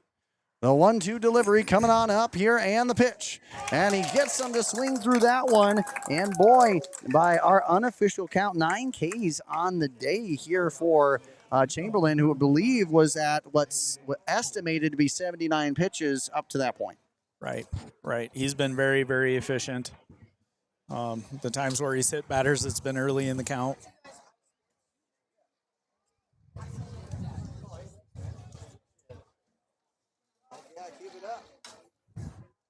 And we got a fall off to the right by J.J. Hope here for strike 1. You know what? I got to say here that the more we get into this game here, Chad, the more it seemed like the pitchers just don't let up. I mean, Chamberlain's still going out there, strike 1 now into a 1-1 count here, but it's been so back and forth between these 2 pitchers. I think the unfortunate part is we're going to come into a pitch count at some point here, as that one's in there for the strike. And it's just the bummer. I think the entire crowd, well, it depends on who you're rooting for. We get a big sigh of relief and an awe at the same time. Yeah, it's certainly an intense game. The people who have paid for tickets tonight have gotten their money's worth, and we're not even through the first game yet. Oh, man, and then some. This is game 1 of the Twin Bill. Game 2 following this in a brand new stream here, ladies and gentlemen. So stay tuned, stay with us. And coming on up in the next half inning, we will have our batting donut giveaway. So if you are a fan of donut or batting weight, that's the shape of a donut. I don't know how it hasn't happened before, but here we are. And we're going to give that away here as that one gets lifted high and into center field it goes. And camped out under it will be Ashcraft as he'll secure out number 2. And with that, that'll bring up the number 2 hole man in Peyton Erickson. So far, he has grounded out twice and struck out once. Looking for that first hit here. Again, something that's been really, really hard to come by. Again, just 2 hits here for Heelan so far. They're looking to try and keep putting the needle or putting a foot to the pedal here. Yeah, at some point, one of these teams is going to have to start chaining some hits together.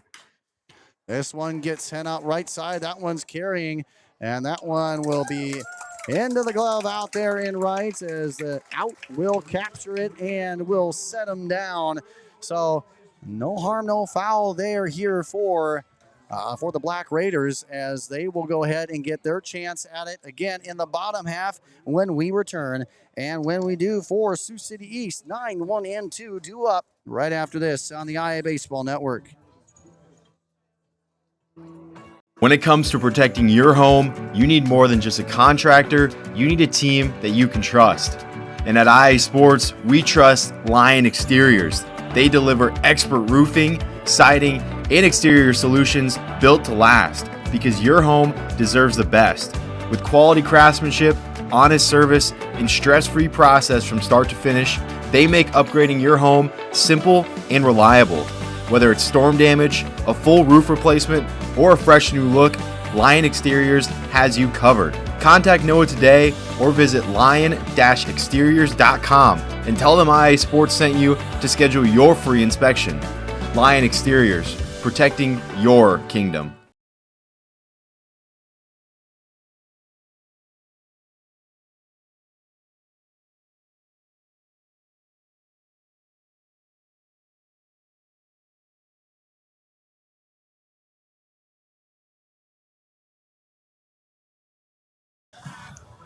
All right, welcome back, ladies and gentlemen. Here we go. It's the bottom half of the 7th, and guess who's still out there on the mound?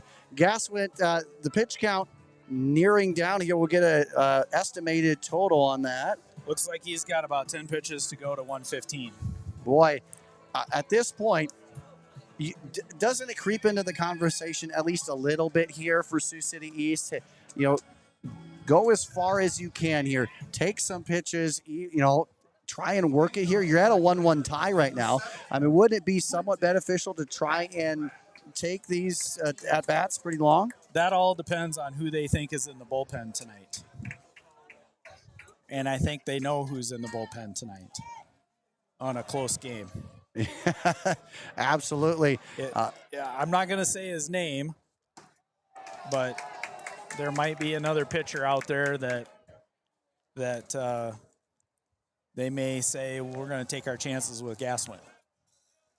The 1-0 count here. Gaswin looking to go the full 7. That one sliced out of play. And again. And I think Gaswin is just fine throwing as many pitches as he can tonight. I think he's loving every minute of this outing that he's had tonight. Absolutely. And the crowd reaction, folks, was some car got it. And that one gets lifted right side. That one is going, and that will find the outfield grass, as that will be a base hit here for the Crusaders, number 6 on the game. And that comes from the number 9 hole here for the Crusaders, as that will be Ashcraft's second hit of the ball game.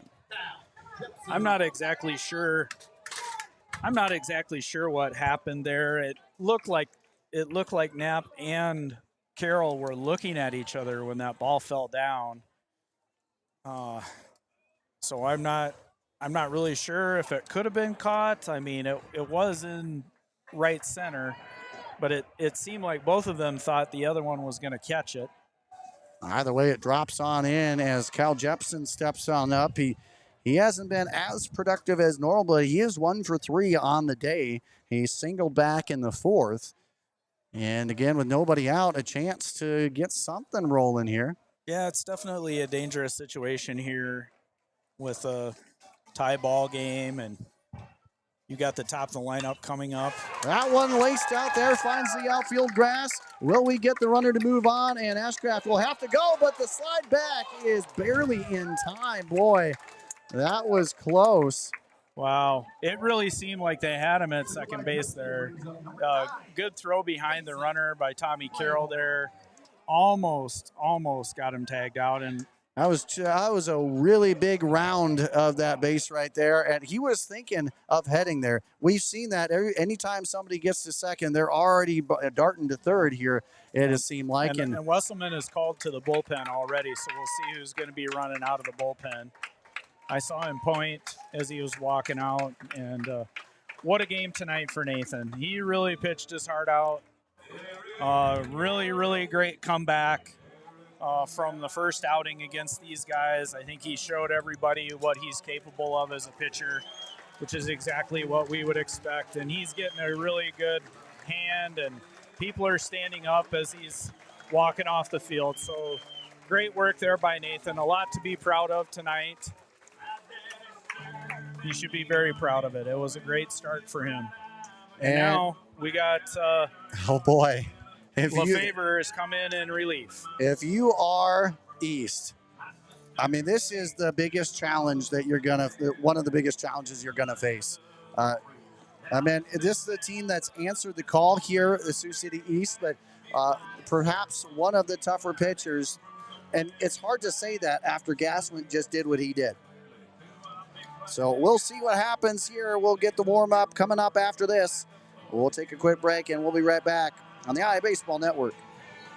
Oftentimes when you have an injury or fall and you're concerned, your first thought is to go to the emergency room. But with DMOS Urgent Injury Clinic, wait times are often a lot less and you can be seen at a lower cost. If you know that your injury is related to bones, joints, muscles, ligaments, it's a great place to start. From sprains and strains to fractures and even lacerations. We have 3 clinics for urgent injury that you can be seen at, and we have fantastic surgeons that we can consult and refer to when necessary.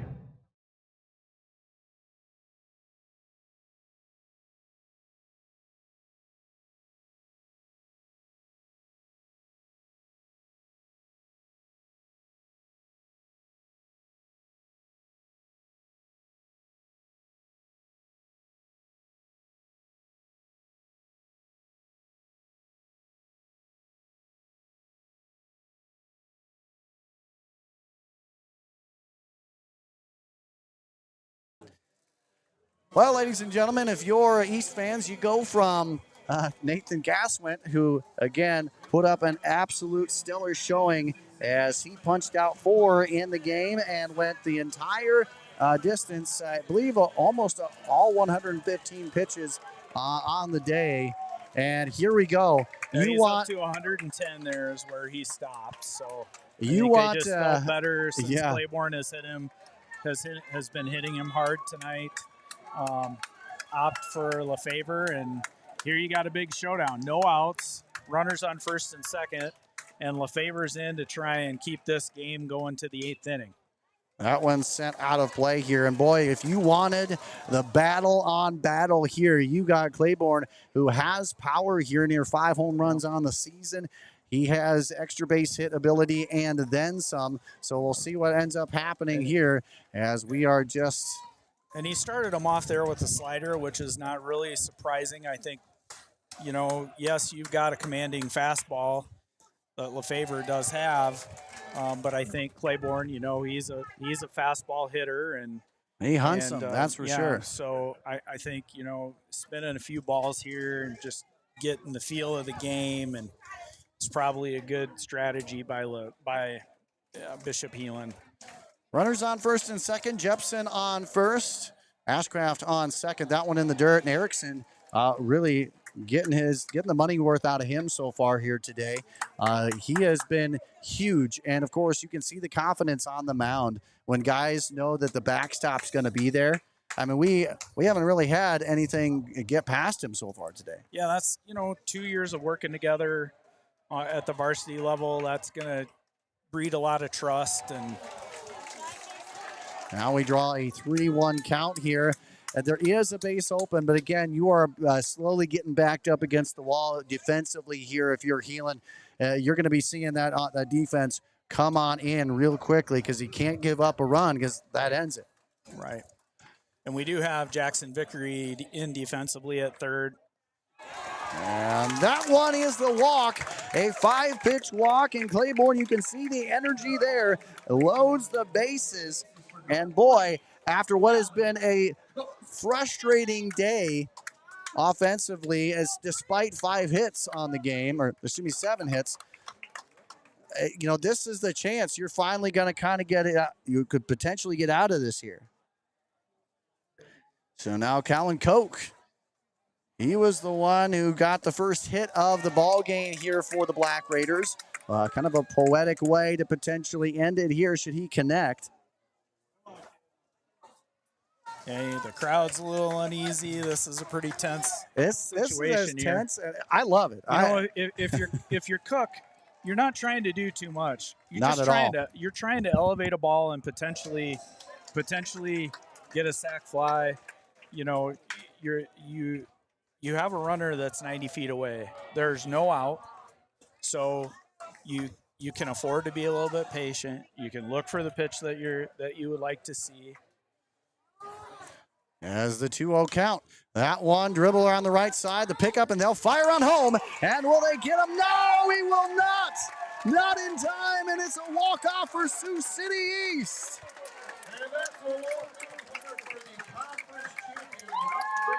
And that marks the conference championship here for Sioux City East kind of season. And boy, the play at the plate, as close as that was, goes in favor of the Black Raiders. They connect and they walk away here in game one victoriously. You have the conversation there with Wesselman.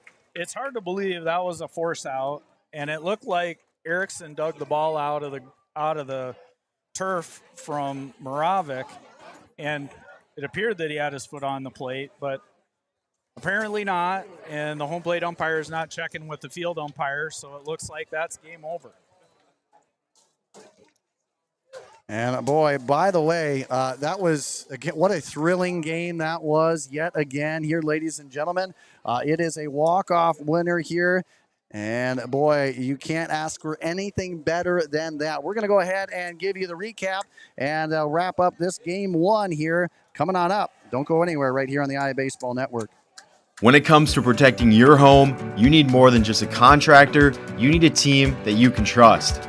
And at IA Sports, we trust Lion Exteriors. They deliver expert roofing, siding, and exterior solutions built to last, because your home deserves the best. With quality craftsmanship, honest service, and stress-free process from start to finish, they make upgrading your home simple and reliable. Whether it's storm damage, a full roof replacement, or a fresh new look, Lion Exteriors has you covered. Contact Noah today or visit lion-exteriors.com and tell them IA Sports sent you to schedule your free inspection. Lion Exteriors, protecting your kingdom. Hey guys, a lot of ways out there in baseball to improve your game, because it's all about improvement, right? And one of the ways you want to do that is improving your swing. One of the ways to help improve your swing? The batting donut. A trusted weight since 2022, comes in 9 and 16 ounce varieties. This covered in durable non-scratch silicone helped to protect your bat. It comes in a signature pink, blue, or chocolate frosting. Is a great way to pay homage to a wonderful breakfast treat while helping to strengthen, home in, and zero in on your perfect swing. So don't leave it to chance. Go out there, have some fun, and get the batting donut today.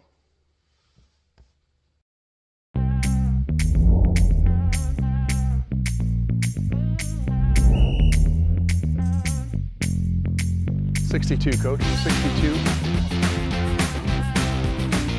First down. We're doing this so that the kids can continue to play. Like we used to enjoy playing when I was in high school. I understand how fun it was, and I want that same fun to be had by the kids now. So that's why we need more officials to keep these games going on.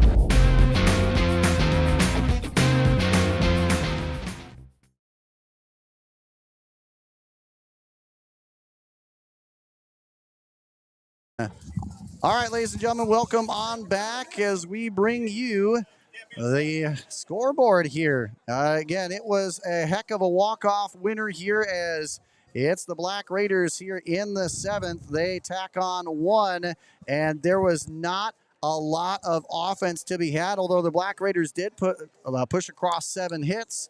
And again, a fielder's choice is what ended up wrapping up this game, as again, the fielder's choice coming from Kellen Koch, and kind of, again, a poetic way to end the game, because, again, Koch was the one who got one of the first ones to get a hit here for Sioux City East, and, of course, he's the last one to get something in play. Of course, a fielder's choice, not a hit here, but as it stands, again, Bishop Heelan falls to 23 and 13 on the year. 2 hits helped to push across 1 run.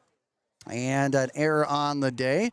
Meanwhile, here for Sioux City East, they continue to tack on here. Just 2 losses so far, 36 and 2. And they do so by putting just enough pressure on with the hits. 7 hits in this one, pushing across those 2 runs.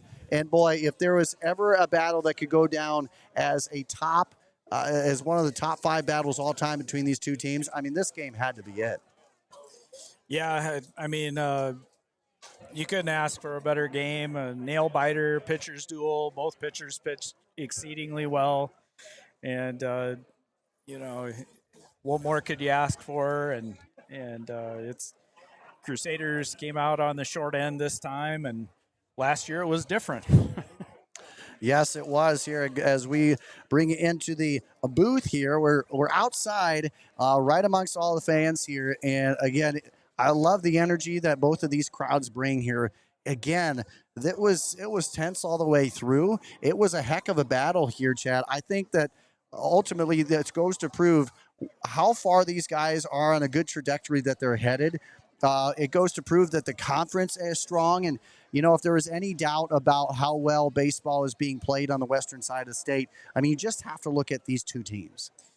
Well, for sure. There's no doubt about it. And you know, I think East is going to be a team that everybody in the state is going to be watching. I think that they're the front runners for 4A, and that's great. I love that as being just like you from Northwest Iowa. You know, you want these teams from Northwest Iowa to do well when we got to travel across the state and compete with the Des Moines schools and the Eastern Iowa schools on a you know, a statewide venue, and so you root for that, and you know, and then I think Heelan as a 2 seed coming up in the postseason could be the little bit of an underdog, right? Yeah, exactly. So, I think, you know, they dropped an early game to MOC Floyd Valley on the road up there. You had McCarty pitching that game, Heller in relief in that game. They threw everything at the Crusaders. The kitchen sink. They threw everything at the Crusaders, and they came out victorious, and that got them the 1 seed. And then, you know, Heelan dropping a really tough game on the road during the Prongi Classic to Carlisle, and that kind of switched things around. Now Carlisle is in what district or what sub-state is that? Sub-state bracket 8. 8. Yeah, so, and the so number 1 seed at that. Yeah, and they're the number 1 seed in Harlan, the number 2 seed. Yeah. In that sub-state, and that was a 1-run game. Well, I take that back. Harlan came to Heelan and beat Heelan pretty handily. Yeah. And so all of those things contributed to that scenario, right? That pushed Heelan up into that bracket, into the sub-state 1 bracket, where they've got to go through Sergeant Bluff. If they get past Storm Lake, they're most likely going to they're going to play the winner of the Sergeant Bluff game. And that Sergeant Bluff game over the last few years has been quite a rivalry game. So that's setting that up.